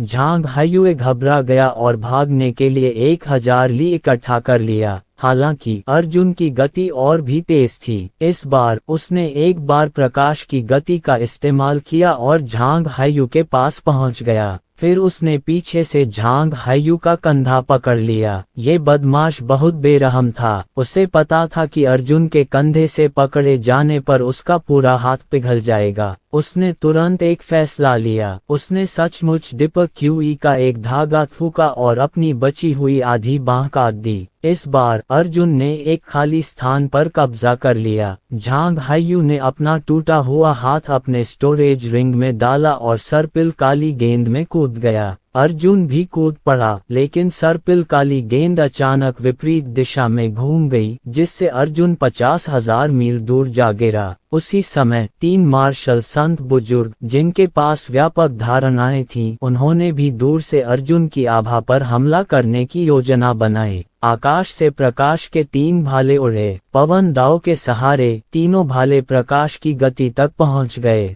एक चमकती रोशनी के साथ वे एक लंबी दूरी तय करके अर्जुन के शरीर को भेद गए। तीनों भालों का बीच वाला हिस्सा अर्जुन की छाती में घुस गया। हल्का भाला बहुत बड़ा था और अर्जुन का पूरा शरीर चकनाचूर हो गया। टूटी हुई रेत जल गई और अर्जुन में बदल गई। ये 3 मार्शल संत तृतीय श्रेणी के बुजुर्ग 2 प्रकार के दाव लग से हमले को उपप्रकाश की गति तक पहुंचाने में सक्षम थे। हालांकि अर्जुन अकेले ही पूर्ण प्रकाश की गति तक पहुंच सकता था। 2 अवतार तुरंत प्रकट हुए। 3 का एक त्रिकोण बना। एक क्षण में एक मुहर बन गई। यह मत सोचो कि अगर तुम मुझे मार दोगे तो तुम अन्य संप्रदायों के छोटे दानव पालतू जानवर का पता लगाने में सक्षम हो जाओगे। जैसा कि मैंने पहले कहा, मैं पूरी तरह से तैयार हूँ। जब तक मैं मरता हूँ, अन्य सदस्य बिना कारण पूछे सीधे आपके राक्षस पालतू जानवर को मार देंगे। हा हा हा हा हा। अर्जुन, क्या तुमने कभी मेरे साथ खेला है? झांग हायु की अभिमानी आवाज काली गेंद से बाहर निकली और अर्जुन से पहले 50,000 किलोमीटर तक फैल गई। उसी समय झांग हायु ने भी निंगकांग के पैर पर पीछे से लात मारी। उन्होंने अनुमान लगाया कि अर्जुन तेज गति से दौड़ेगा और यह किक उसका बचाव था।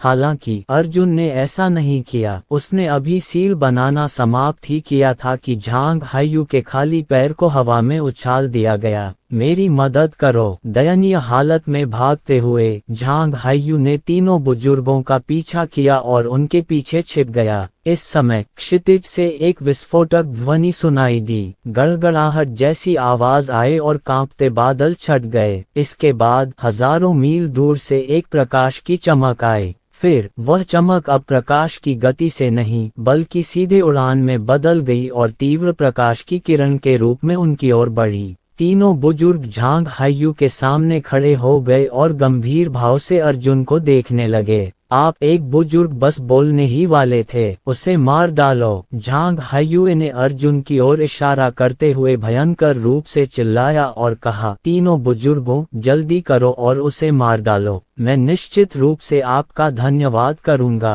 तीनों बुजुर्गों ने तुरंत अपने युद्ध कौशल का प्रदर्शन किया। अर्जुन ने गहरी सांस ली और ब्राइट मून हाउतियान मिरर बाहर फेंक दिया, लेकिन अचानक एक तेज ब्लेड वाली रोशनी दिखाई दी। बाहर आकर उन तीनों ने एक सील बना ली। विशाल ब्लेड का प्रकाश तुरंत ही प्रकाश की गति तक त्वरित हो गया। तीनों बुजुर्गों ने कृपाण की रोशनी की छाया भी नहीं देखी, लेकिन तीन सिर आसमान में उछल गए और एक ही समय में कटकर अलग हो गए। तीनों मार्शल ऋषियों की लाशें लड़खड़ाकर जमीन पर गिर पड़ीं। झांग हायू स्तब्ध रह गया। वह इस दृश्य को देखता रहा और उसके गले से बस कमल कमल की ध्वनि निकली। अर्जुन दौड़कर आया और झांग हायू का कॉलर पकड़ लिया। मुक्का झांग हायू की नाक पर लगा, जिससे उसकी नाक और मुंह से खून बहने लगा और उसके कुछ दांत भी टूट गए। क्या आपको लगता है? अर्जुन ने अपना चेहरा झांग हायू के करीब झुकाया और ठंडे स्वर में कहा, आपको लगता है कि एक बार समर्थक मिल जाने के बाद आप निश्चिंत हो सकते हैं? झांग हायू पहले से ही बुरी तरह डर गया था और हैरान था। तुम एक भूत हो। अर्जुन ने अपनी दाहिनी मुट्ठी फिर उठाई। उसकी मुट्ठी पहले से ही लाल हो चुकी थी और उसने कहा, यह मुक्का तुम्हें मार डालेगा।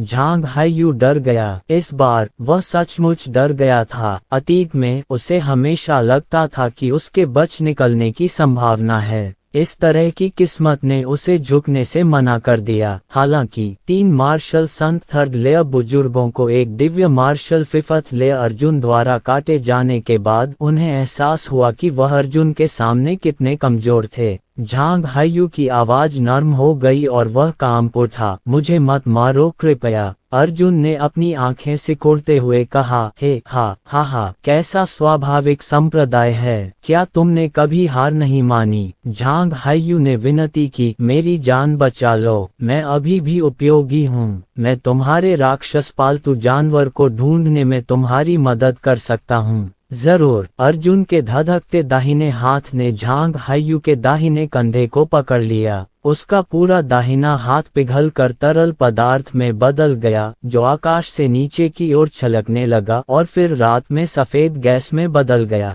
झांग हायू की चीख इतनी तेज थी जैसे कोई नाखून किसी चिकनी स्टील की सतह को पकड़ रहा हो। मैं तुम्हें मार तो नहीं दूंगा, लेकिन इससे तुम्हें अच्छा महसूस नहीं होगा। अध्याय 1387। झांग हायू एक निर्दयी व्यक्ति था। उसकी भुजाएं नष्ट कर दी गईं और उसने अर्जुन को श्राप नहीं दिया। झांग हायू हार मानकर राजा बनने और डाकू को हराने को तैयार था। वह इस आदर्श को अच्छी तरह समझता था। छोटी चिड़िया कहाँ है? अर्जुन ने पूछा। जैसे ही उसने यह बात कही, अर्जुन ने झांग हायू को भंडारण रिंग खोलने और उसमें से कुछ चीजें निकालने का आदेश दिया। स्कारलेट ड्रैगन स्वॉर्ड आर्ट की तलवार की पुस्तिका तो वहाँ थी, लेकिन सैकड़ों जादुई क्रिस्टल गायब थे। इसके अलावा भेड़ की खाल से बना एक स्क्रॉल भी था। स्क्रॉल के कवर पर एक ड्रैगन बना था। स्क्रॉल पर लिखे शब्द अजीब थे जिन्हें अर्जुन पहचान नहीं पाए। झांग हायू ने अपनी डिपर क्यूई का इस्तेमाल करके अपनी भुजाओं और हाथों का आकार छोटा कर दिया। उसने अपनी भंडारण अंगूठी से एक संदेश निकाला और उसे हवा में उड़ा दिया। उसने अर्जुन से कहा, जरा रुको, मैं तुम्हारा छोटा सा शैतान पालतू जानवर तुम्हें लौटा दूंगा, लेकिन इसमें थोड़ा समय लगेगा। अर्जुन का चेहरा ठंडा पड़ गया। इसमें इतना समय क्यों लगता है? मुझे मत बताओ कि तुम्हें पता भी नहीं है कि वह छोटी चिड़िया कहाँ है।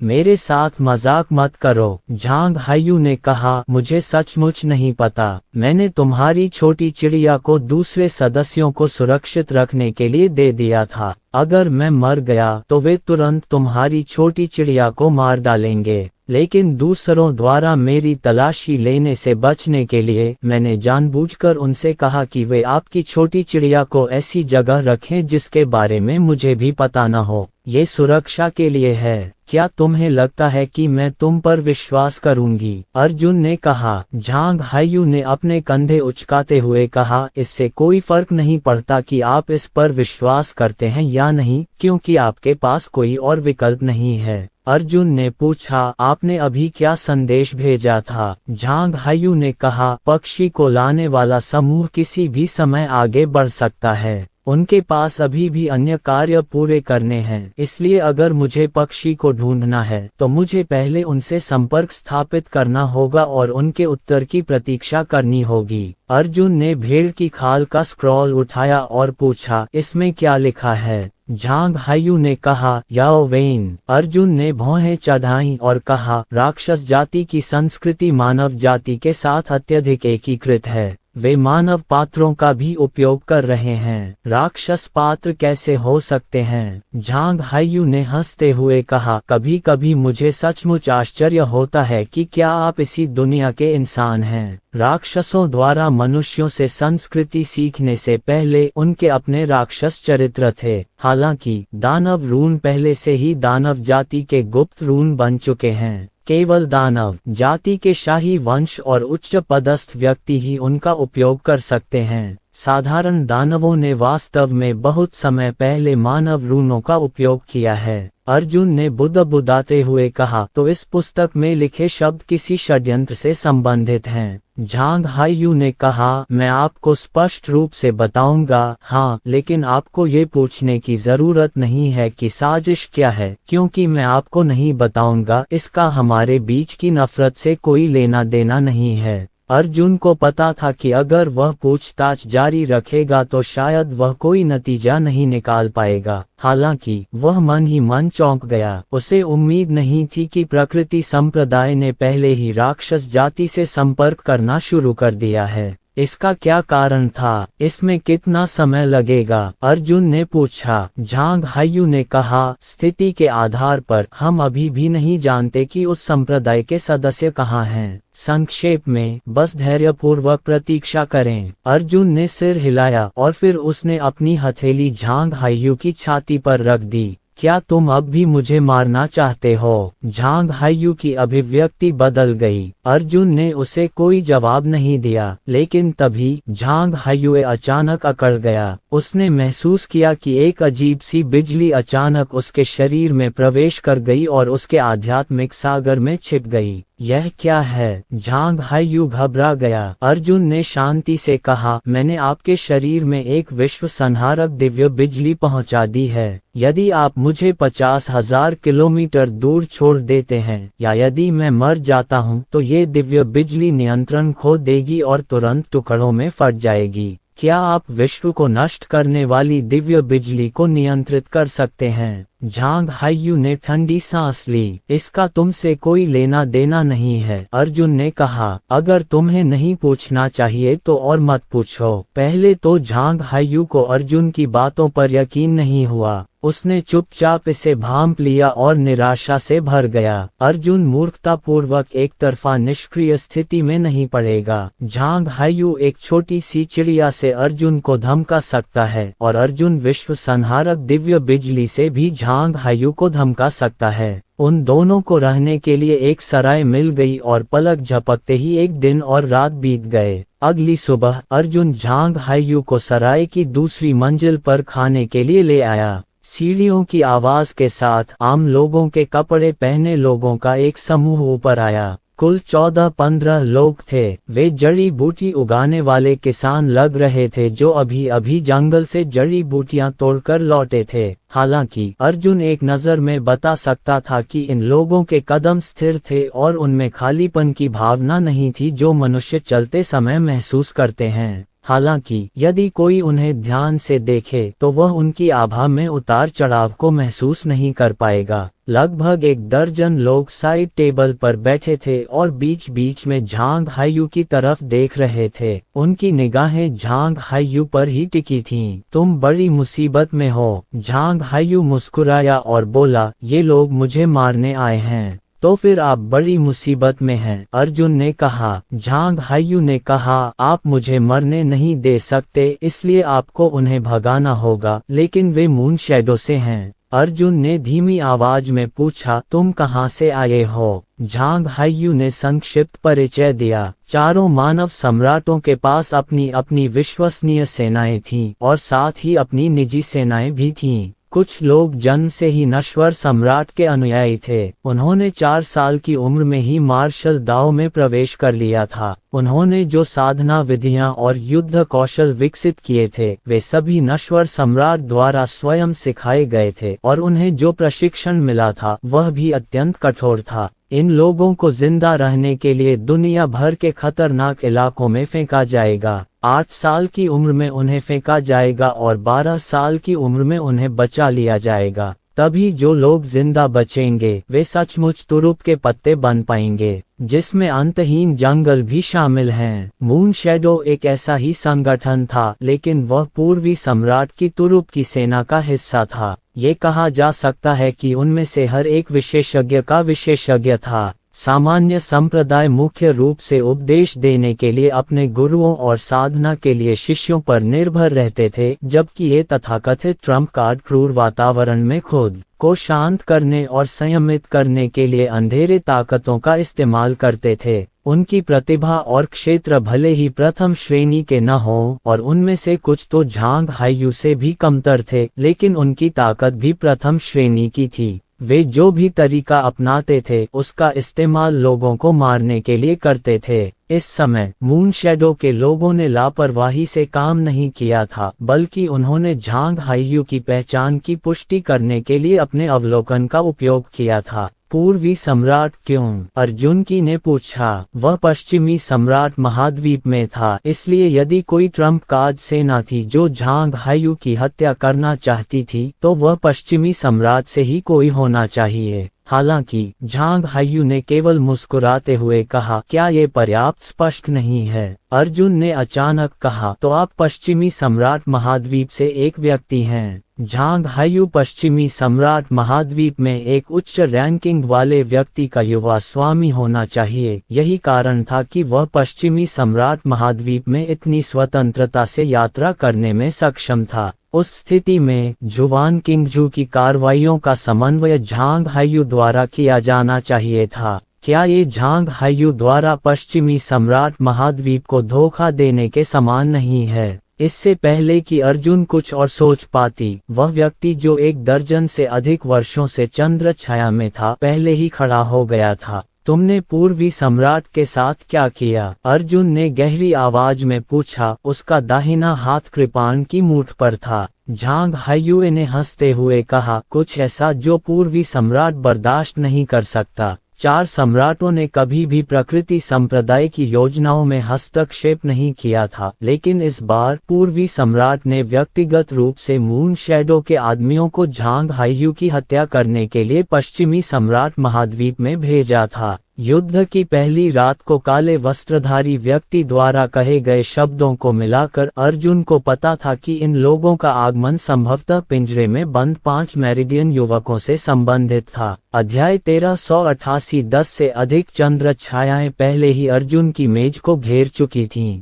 जहां तक अर्जुन का सवाल है, वह अभी भी झांग हायू के आमने सामने बैठा था और उसने जल्दबाजी में कोई कदम नहीं उठाया। झांग हायू ने कहा, बेहतर होगा कि आप स्कारलेट ड्रैगन स्वॉर्ड तकनीक का इस्तेमाल न करें। यहाँ बहुत सारे नश्वर प्राणी हैं, वे हिंसक तात्विक उतार चढ़ाव का सामना नहीं कर सकते। भले ही आपने उन पर हमला न किया हो, लेकिन हवा का तापमान कई दर्जन किलोमीटर के दायरे में मौजूद सभी प्राणियों को तुरंत भाप में बदलने के लिए पर्याप्त है। पिछली बार जब अर्जुन ने ये चाल चली थी, तब वह अभी भी नगर स्वामी के भवन के अवरोध में थी। हालांकि यहाँ कोई अवरोध नहीं था, जिससे अर्जुन को काफी परेशानी हुई। मून शैडो के एक आदमी ने झांग हायू के कंधे पर हाथ रखा और कहा, झांग हायू। जैसे ही वे बोल रहे थे, चंद्रछाया की नजरें अर्जुन पर टिकी थीं। उन्हें सबसे बड़ा खतरा झांग हायू से नहीं, बल्कि उनके सामने खड़े उस मार्शल आर्टिस्ट से लग रहा था, जो दिव्य मार्शल आर्ट में अभी शुरुआती स्तर का ही लग रहा था।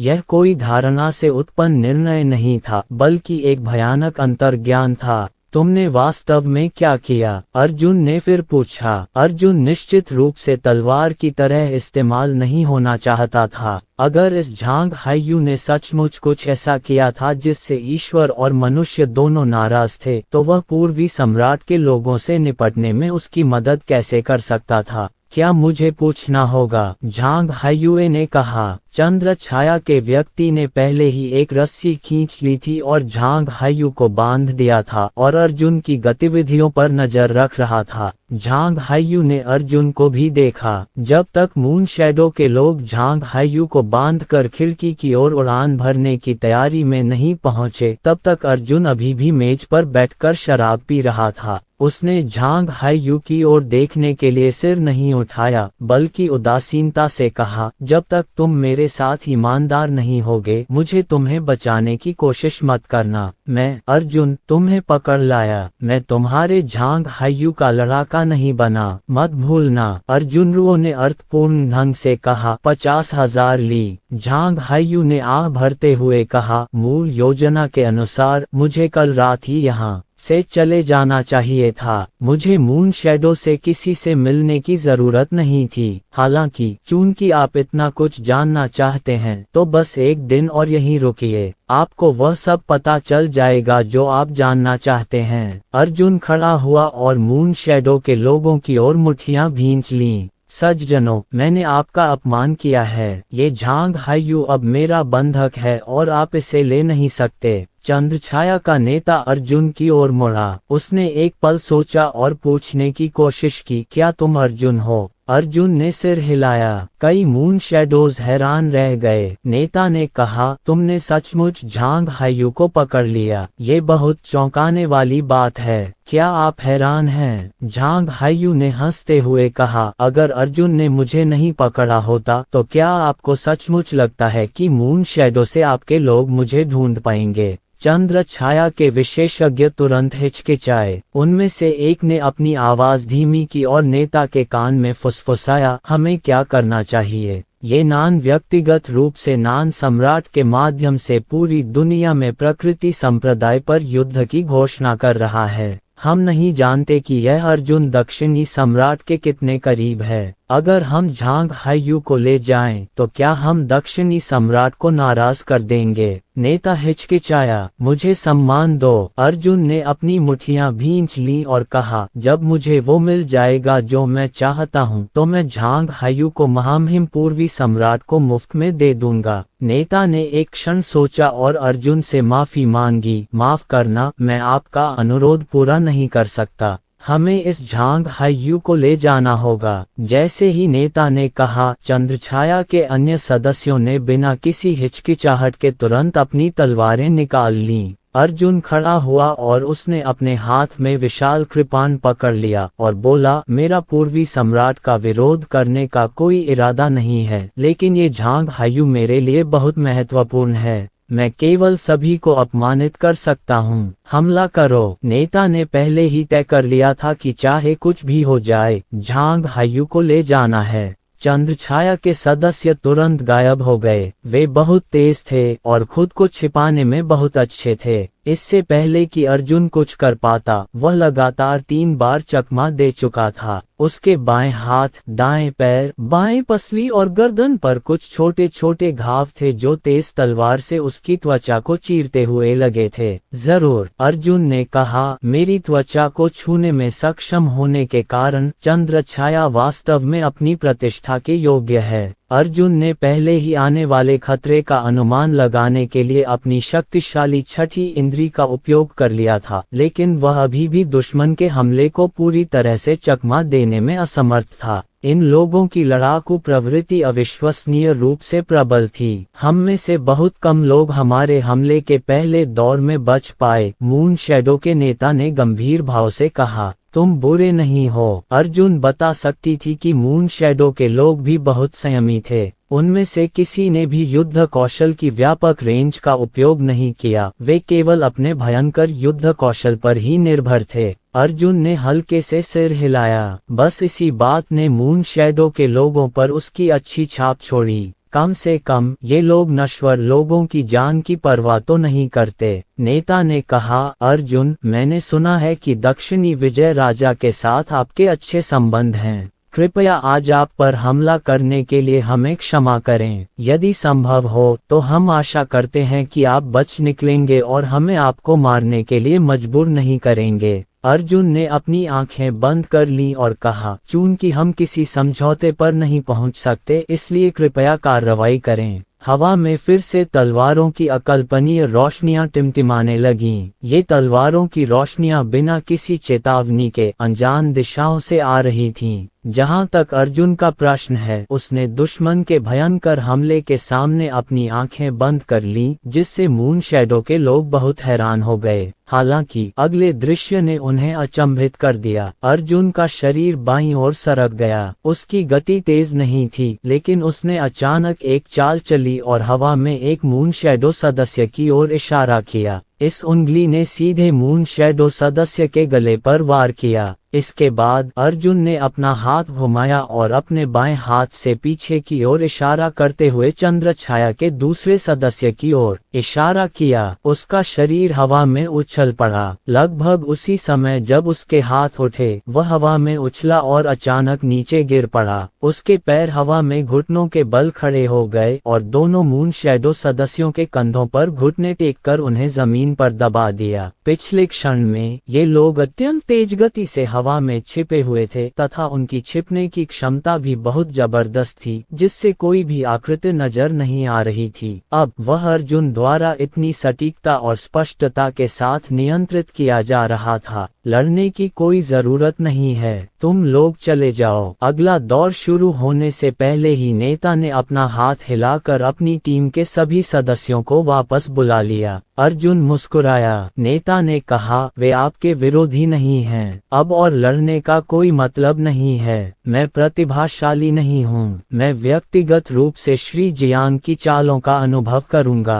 बोलते समय नेता अदृश्य तरंगे छोड़ रहा था। ये तरंगे हवा में नहीं थीं, बल्कि इन तरंगों से घिरी कोई भी चीज प्रतिक्रिया उत्पन्न कर सकती थी और नेता की समझ में वापस आ सकती थी। ये चाल अर्जुन के दिमाग के समान थी, लेकिन यह उसके दिमाग जितनी व्यापक नहीं थी। वह अपने आसपास की हर बात को पहले से ही अच्छी तरह जानता था। लेकिन आश्चर्य की बात यह थी कि न तो नेता और न ही अर्जुन ने हमला किया और दोनों ने अपने सिर नीचे कर लिए। ऐसा लग रहा था जैसे वह किसी बात को ध्यान से समझ रहा हो। नेता के होश में शराब के गिलास, प्लेटें, बर्तन, आसपास के भोजन करने वाले मेज और कुर्सियां, यहाँ तक कि सराय की मुख्य इमारत भी उसके दिल में अतुलनीय रूप से स्पष्ट हो गई। ये हिसाब किताब कर रहा है। अर्जुन ने अपने दिल में पल रहे सांप से कहा, यह आदमी अपने मातहतों से अलग है। यह अंतर्ज्ञान पर विश्वास नहीं करता और सिर्फ लिफाफे में ही सही हिसाब किताब करता है। वह अपने आसपास के सभी वातावरण को प्रभावित कर रहा है, अपने हृदय में संख्याओं का आकार बना रहा है। अध्याय 1389, दिव्य मार्शल 7वीं परत। सांप ने उत्तर दिया, तुम्हें सावधान रहना होगा। इस नेता के पास दिव्य मार्शल संत क्षेत्र का केवल 7वां स्तर है, फिर भी वह मार्शल संत क्षेत्र के पहले स्तर के झांग हायु को पकड़ने का साहस करता है। इससे पता चलता है कि उसकी ताकत वाकई बहुत प्रबल है। अर्जुन ने नेता के अगले कदम का निर्धारण करने के लिए अपनी अंतर्दृष्टि पर भरोसा किया। जब भी अर्जुन को लगता कि नेता हमला करने के लिए तैयार है, तो वह उस मार्ग का नक्शा बना लेता जिस पर नेता हमला करना चाहता था। हालांकि इस समय अर्जुन की भविष्यवाणी से बनी तस्वीर तुरंत बदल गई। इसका मतलब ये था कि नेता को भी एहसास हो गया था कि अर्जुन ने भविष्यवाणी कर दी थी कि वह क्या करने जा रहा है, इसलिए उसने एक अस्थायी समायोजन किया। अर्जुन ने अपना सिर थोड़ा झुकाया और अपने मन और आंखों से देखना जारी रखा। उसकी भविष्यवाणी ने एक ठोस तस्वीर बना दी और उसे लगा कि नेता उसकी बाईं ओर तेजी से दौड़ रहा है। इसके अलावा ये दौड़ कम से कम 12 अलग अलग चालों तक फैल गई थी। अर्जुन ने उसकी आंखों में 12 परिवर्तन तकनीकों को देखा और तुरंत सोचा कि उन्हें कैसे तोड़ा जाए। हालांकि वह चाल अचानक गायब हो गई और वह तस्वीर भी गायब हो गई जिस पर नेता दौड़ा था। इसके तुरंत बाद नेता उछल पड़ा और अर्जुन के सिर पर वार किया। ये तलवार प्रहार कम से कम 7 अलग अलग चालों में विकसित हुआ था, जो दर्शाता है कि तलवार प्रहार अस्थायी रूप से अधिकतम अन्य आक्रामक तरीकों में बदल सकता है। अर्जुन ने अपना सिर नीचे किया और तुरंत निर्णय लिया कि 7 चालों में से किसी से कैसे निपटना है। लेकिन फिर ये परिवर्तन गायब हो गए। विशेषज्ञ अर्जुन बहुत उत्साहित था। उसने पहले कभी ऐसे प्रतिद्वंद्वी का सामना नहीं किया था। उस नेता की हालत अर्जुन से भी ज्यादा खराब थी। उसके सिर पर पहले से ही पसीना आ रहा था और उसके चेहरे पर बेहद सतर्कता थी। झांग हायू सहित बाकी सभी लोग भ्रमित दिखे। नेता और अर्जुन हिले तक नहीं। शुरू से लेकर अब तक वे अपनी मूल स्थिति में ही रहे थे, हाथ भी नहीं उठाए थे। हालांकि नेता की अभिव्यक्ति बदतर होती जा रही थी और वह अधिक से अधिक घबरा रहा था। ऐसा कैसे हो सकता है? नेता ने भौहें चढ़ाईं। उसने अर्जुन की ओर देखा और कहा, तुम मेरी सटीक गणना से कैसे बच सकते हो? मैंने जो भी आक्रमण मार्ग की योजना बनाई है उसमें सभी कारकों को ध्यान में रखा गया है, जिसमें वायु घर्षण, फर्श की मजबूती तथा जवाबी कार्रवाई में लगने वाला समय शामिल है। अर्जुन ने कहा, गणना मर चुकी है लेकिन मनुष्य जीवित है। आपके अधीनस्थों की तरह मैं अपने अंतर्ज्ञान पर अधिक भरोसा करता हूँ। नेता ने अपना सिर हिलाया। अंतर्ज्ञान सटीक गणना को पराजित नहीं कर सकता। इतना कहने के बाद नेता ने निर्दयी होकर तुरंत हमला कर दिया। इस बार उसने सचमुच एक चाल चली। उसे यकीन नहीं था कि अर्जुन सचमुच उसके हमले से बच पाएगी। उसे बस यही लगता था कि उसकी मानसिकता इतनी स्पष्ट थी कि अर्जुन हर बार उसका अंदाजा लगा लेती थी। यदि उसने सचमुच ऐसा किया होता तो शायद परिणाम पूरी तरह से अलग होता। नेता ने डिप पर क्यूई की एक मोटी लत से अर्जुन की छाती की ओर इशारा किया। यह उंगली शक्ति अत्यंत प्रचंड थी, यहाँ तक कि अर्जुन की नज़र में भी यह अविश्वसनीय रूप से शक्तिशाली थी। उस उंगली के बल से हवा बाहर निकल गई और उसकी ताकत 30 गुना से भी अधिक कम हो गई। यह एक अजीब सा दिखने वाला फिंगर फोर्स था, क्योंकि इस फिंगर फोर्स का व्यास लगभग 1 मीटर होना चाहिए था, लेकिन वास्तव में इसका व्यास 3 सेंटीमीटर से भी कम था। अति उच्च सांद्रता के कारण डिप क्यूई की मूल रूप से तीव्र और बेचैन सतह दर्पण की तरह चिकनी हो गई। पहली नज़र में यह एक नूडल के आकार का दर्पण लग रहा था। पूरा दर्पण बिना किसी अंतर के सूर्य के प्रकाश को अपवर्तित कर रहा था, जिससे अर्जुन को झांग हायू और अन्य लोगों का प्रतिबिंब डिप क्यू फिंगर पर दिखाई दे रहा था। अर्जुन ने तुरंत चकमा दे दिया। हालांकि वह जानता था कि यह उंगली का बल सिर्फ उसे मजबूर करने के लिए इस्तेमाल किया जा रहा था। नेता का असली हमला अगला कदम था, और जैसे ही नेता ने अपनी उंगलियों की शक्ति छोड़ी, वह अर्जुन के बाईं ओर खिसक गया। उसके हाथ में तलवार तेजी से अर्जुन के बाईं ओर हवा में वार कर गई। उसी समय जैसे ही अर्जुन ने उंगली के बल को चकमा दिया, वह बाईं ओर चकमा दे गया और नेता की तलवार के वार को झेलने के लिए अपने सिर का इस्तेमाल किया। चिकनी शीशे जैसी उंगलियों का जोर सराय की दीवार को चुपचाप भेद गया। कोई धमाका नहीं हुआ, लकड़ी की दीवार पर भी जलने का कोई निशान नहीं था। बस अचानक एक छोटा सा छेद दिखाई दिया, मानो दीवार पर पहले भी रहा हो।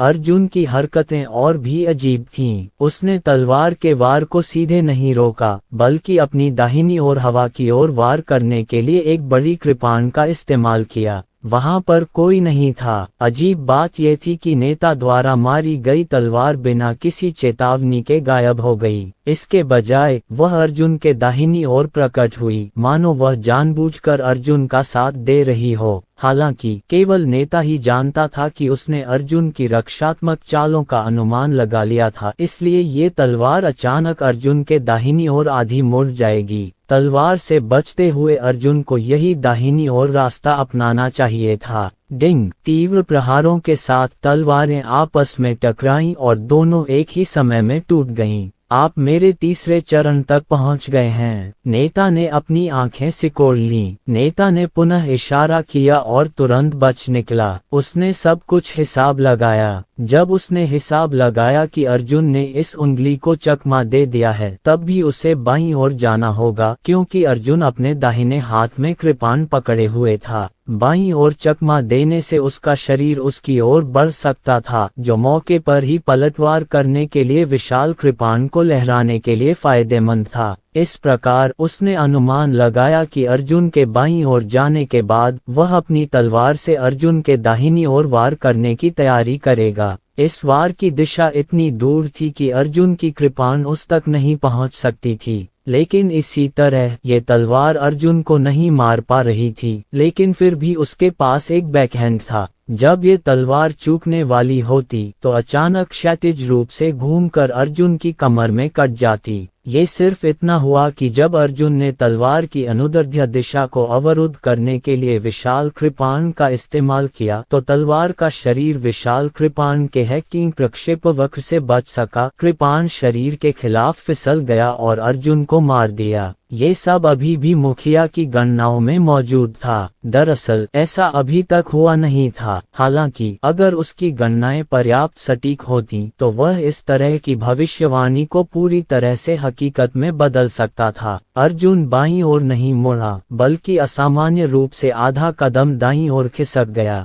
इस दृश्य से उपस्थित दर्शकों को ऐसा लगा कि अर्जुन की हार निश्चित है। अर्जुन ने कृपाण अपने दाहिने हाथ में पकड़ी हुई थी और नेता उसके बाएं हाथ में था। अगर वह दाएं हाथ की ओर खिसकता तो उसके दाहिने हाथ की कृपाण नेता को नहीं मार पाती। उसे अस्थायी रूप से कृपाण बाएं हाथ में रखनी पड़ती, या सबसे सीधा तरीका यही होता कि वह पलट जाए। हालांकि चाहे वह पलटवार कर रहा हो या पलटवार कर रहा हो, इसमें एक निश्चित समय लगेगा। इस समय में नेता अर्जुन पर वार कर सकता था। हालांकि वास्तव में नेता हार गया था। अर्जुन खाली दाहिनी ओर खिसक गया और एक हाथ से नीचे दबा दिया। नेता की तलवार चुपचाप अर्जुन की कमर पर प्रकट हुई। अर्जुन के एक हाथ का अनुसरण करते हुए तलवार उसकी हथेली में दब गई। तुम मेरी छठी सीढ़ी पर पहुंच गए हो। नेता का चेहरा ठंडे पसीने से लथपथ था। इतनी जल्दी? झांग हायुए के चेहरे पर घबराहट थी। उसने देखा कि अर्जुन का व्यवहार सामान्य था, लेकिन नेता की चाल बिजली की तरह तेज थी। ये बिल्कुल समझ से परे था कि इस नेता की तलवार अचानक वहां कैसे प्रकट हुई, लेकिन वास्तव में इसे अर्जुन ने पकड़ रखा था। ये संभव नहीं है। नेता ने अर्जुन को आश्चर्य से देखा और कहा, आपने मुझसे इतने कदमों का अनुमान कैसे लगाया? अर्जुन ने उसके सिर की ओर इशारा करते हुए कहा, मुझे आपके कार्यों की चरणबद्ध गणना करने के लिए आपकी गणनाओं का पालन करने की आवश्यकता नहीं है, क्योंकि मैं अपने अंतर्ज्ञान पर भरोसा करता हूँ। मैं सीधे आपके सभी चरणों को देख सकता हूँ और यह जान सकता हूँ कि आपकी असली मारक चाल कहाँ दिखाई देगी। इसका कोई मतलब नहीं है। नेता ने कहा, जब तक ये कोई ईश्वर न हो, कोई भी भविष्यवाणी नहीं कर सकता कि भविष्य में क्या होगा। अर्जुन ने कहा, भविष्यवाणी ईश्वर की शक्ति नहीं है। बड़े पैमाने पर युद्ध कौशल के आदान प्रदान में गति और दिशा का अनुमान लगाने की क्षमता बहुत कम हो जाती थी। दुश्मन का हथेली का वार अक्सर भारी पड़ता था। आप चाहे जैसे भी फिसलें, घेरे हुए क्षेत्र से बचना आपके लिए असंभव था। लेकिन इस सटीक हाथापाई की लड़ाई में अर्जुन का आकर्षण उसे अजेय स्थिति में खड़ा करने के लिए पर्याप्त था। अध्याय 1390 आम आदमी शो देखो। सराय में कई अन्य मार्शल कलाकार भी थे जिन्होंने देखा था कि क्या हो रहा था और वे किनारे से देख रहे थे। हालांकि उनकी नजर में अर्जुन और नेता आम आदमी थे। उन दोनों के बीच की लड़ाई न तो भव्य थी, न ही इसे गहन और गंभीर कहा जा सकता था, क्योंकि उन दोनों के बीच लड़ाई की प्रक्रिया बहुत छोटी और उबाऊ थी। हालांकि झांग हायू और मून शैडो के अन्य लोग उसे ऐसे घूर रहे थे जैसे कि उन्हें कोई गंभीर मनोवैज्ञानिक आघात पहुंचा हो। यह उनके आत्मविश्वास के लिए बहुत बड़ा झटका था। मैं तुमसे बहुत दूर हूँ, नेता ने अनिच्छा से आह भरी और कहा, तुम्हारी युद्ध संबंधी उपलब्धियां मुझसे कम 2 स्तर आगे हैं। इन शब्दों से मून शैडो के सदस्य और भी अधिक हैरान हो गए। उन्होंने कभी किसी को नजदीकी मुकाबले में हारते नहीं देखा था। यहाँ तक कि पूर्वी सम्राट ने भी उस नेता की युद्ध शक्ति की अंतहीन प्रशंसा की। नेता ने अर्जुन के हाथों पर अपनी मुट्ठियां बांध ली और कहा, आज ही मुझे पता चलेगा कि स्वर्ग के पार भी एक दिन है। मेरे क्षितिज को व्यापक बनाने की आपकी सलाह के लिए धन्यवाद मेरे मित्र। अर्जुन ने हल्के से मुस्कुराते हुए कहा, आपके शब्द बहुत भारी हैं। नेता ने कहा, हालांकि मैं झांग हायू को ले जाने से पीछे नहीं हटूंगा। कृपया अपने दोस्त को हवा में ले जाएं। मैं एक मार्शल कौशल का उपयोग करना चाहता हूं, अन्यथा मुझे डर है कि निर्दोष नागरिक फंस जाएंगे। अर्जुन बहुत खुश हुआ और प्रशंसा करते हुए बोला, वाह क्या सज्जन व्यक्ति हैं। कृपया। नेता ने भी अपना दाहिना हाथ बढ़ाया। इस दृश्य पर वास्तव में तालियां बजीं। शूरवीर हवाएं सिर्फ प्राचीन कहानियों में ही मौजूद थीं। हर कोई शौर्य शब्द के लिए तरसता था, लेकिन जिंदगी और मौत और खतरनाक जीवन परिवेश के सामने वे सभी सर्वशक्तिमान बन गए। अब जबकि उन्होंने 2 दयालु किंतु सुंदर मार्शल कलाकारों को प्रत्यक्ष रूप से देख लिया था, तो बचपन से ही सभी के दिलों में दबी हुई डोर झंकृत हो गई थी। आकाश में अर्जुन दूर से नेता का सामना कर रहा था। नेता ने अपनी मुट्ठियां भींचते हुए कहा, मुझे आधिकारिक तौर पर अपना परिचय देने दीजिए। अगले महीने सुन द्यानक्सियोंग। अर्जुन ने अपनी मुट्ठियां भींच लीं। बेकार बादल जंगली सारस अर्जुन। कृपया। सुन द्यानक्सियोंग ने अभिवादन के बाद तुरंत अर्जुन की ओर 100 से ज्यादा उंगलियों से इशारा किया। हर उंगली एक दर्पण की तरह थी जिसका व्यास सिर्फ 1 मीटर था। यह एक मार्शल कौशल था। हालांकि उंगलियों वाली तकनीक कोई मार्शल कौशल नहीं थी और एस्ट्रल क्यूई को संघनित करने का तरीका भी एक मार्शल कौशल था। एक मार्शल कलाकार अपनी उंगलियों की शक्ति बढ़ाने के लिए अपनी आभा की शक्ति बढ़ा सकता है। सामान्य परिस्थितियों में 1 मीटर व्यास का उंगली बल संभवतः 10 मीटर, 20 मीटर या इससे भी अधिक हो जाएगा यदि इससे डिप क्यूई की ताकत बहुत अधिक बढ़ जाए। दूसरी ओर सन डायनेक्सियोंग ने ठीक इसके विपरीत किया। उन्होंने एक उंगली बल को, जिसका व्यास 20 मीटर और व्यास 30 मीटर होना चाहिए था, सीधे 1 मीटर में संपीड़ित कर दिया। इसे पूरा करना बहुत मुश्किल था, इतना मुश्किल कि अर्जुन भी इसे पूरा नहीं कर पाया। ऐसा करने का लाभ ये था कि सन डायनेक्सियोंग को अपनी एस्ट्रल क्यूई की ताकत बढ़ाने की आवश्यकता नहीं थी, लेकिन वह अपनी एस्ट्रल क्यूई की गुणवत्ता को संपीड़ित कर सकता था ताकि इसे असाधारण रूप से भेदक बनाया जा सके।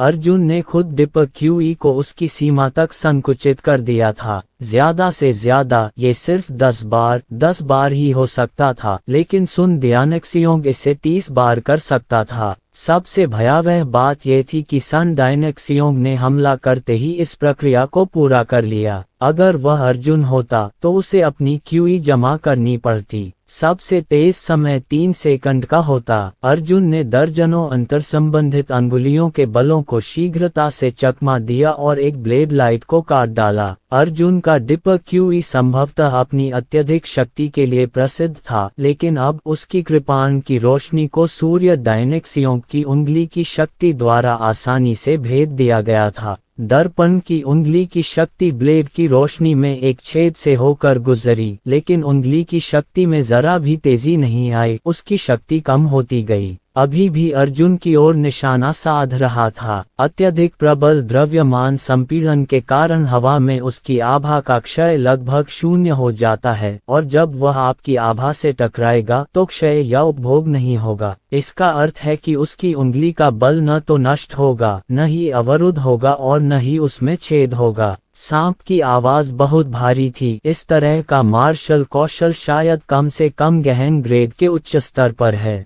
सबसे कीमती बात यह है कि इस मार्शल कौशल का उपयोग सीधे एस्ट्रल क्यूई पर किया जाता है, इसलिए सन डायनेक्सियोंग भविष्य में हर कदम में इस एस्ट्रल क्यूई लाभ का आनंद ले पाएंगे। अर्जुन ने उंगली के बल को चकमा दे दिया, जैसा कि बड़े सांप ने कहा था। इसके बाद सन डायनेक्सियोंग ने अर्जुन पर एक भयंकर हमला किया। उसका पूरा शरीर एस्ट्रल क्यूई के एक शुद्ध दर्पण जैसे आवरण में लिपटा हुआ था। अब कोई भी सुन डायनेक्सियोंग को नहीं देख पा रहा था। उन्हें सिर्फ डिपर क्यू शील्ड की अंडाकार सतह दिखाई दे रही थी, जो आकाश और धरती को दर्पण की तरह प्रतिबिंबित कर रही थी। यहाँ तक कि जमीन पर मौजूद हर इमारत का छोटा सा विवरण भी दिखाई दे रहा था। अद्भुत! अर्जुन उत्तेजित हो गया और सुन डायनेक्सियोंग की ओर बढ़ा। अर्जुन का पूरा शरीर आग और बिजली की लपटों से घिरा हुआ था। उसकी गति को प्रचंड कहा जा सकता था। वह जिस बिजली की लपटों में तब्दील हो गया था, उसकी ऊंचाई 10 मीटर से भी ज्यादा हो चुकी थी और उसके पीछे प्रकाश की लंबी पूंछ भी 100 मीटर लंबी हो चुकी थी। हालांकि सन डायनेक्सियोंग सामान्य था और अभी भी अपने शरीर की ऊंचाई पर था। उसके पीछे पूंछ के कोई निशान नहीं थे। धमाका! जब वे दोनों आपस में टकराए तो अर्जुन के चौंकाने वाले हमले को सन डायनेक्सियोंग ने उड़ा दिया। अर्जुन पीछे की ओर लुढ़क गया, लेकिन सुन डायनेक्सियोंग की तेज रफ्तार न रुकी न ही कम हुई। वो अब भी अर्जुन का पीछा कर रहा था। जब दो वस्तुएं टकराती हैं तो प्रतिक्रिया बल जरूर लगता है। हालांकि ये तर्क सुन डायनेक्सियोंग के लिए असफल रहा। जैसे ही अर्जुन गिरा, उसने तुरंत अपनी फूल चुनने वाली उंगली छोड़ दी और सुन डायनेक्सियोंग की डिपर क्यूई को नष्ट करने और उसे अपने मेरिडियन में प्रसारित करने का प्रयास किया। हालांकि जब उसकी उंगली की शक्ति ने डिपर क्यूई शील्ड को मारा तो वह सीधे उछलकर दूर चली गई। सन डायनेक्सियोंग की एस्ट्रल क्यूई बहुत घनी थी। यह इतनी घनी थी कि साधारण एस्ट्रल क्यूई अब इसमें हस्तक्षेप नहीं कर सकती थी। ये स्टील के चाकू की तरह था जिसे पानी में आसानी से डाला जा सकता था, लेकिन पानी के चाकू को स्टील की सतह में नहीं डाला जा सकता था।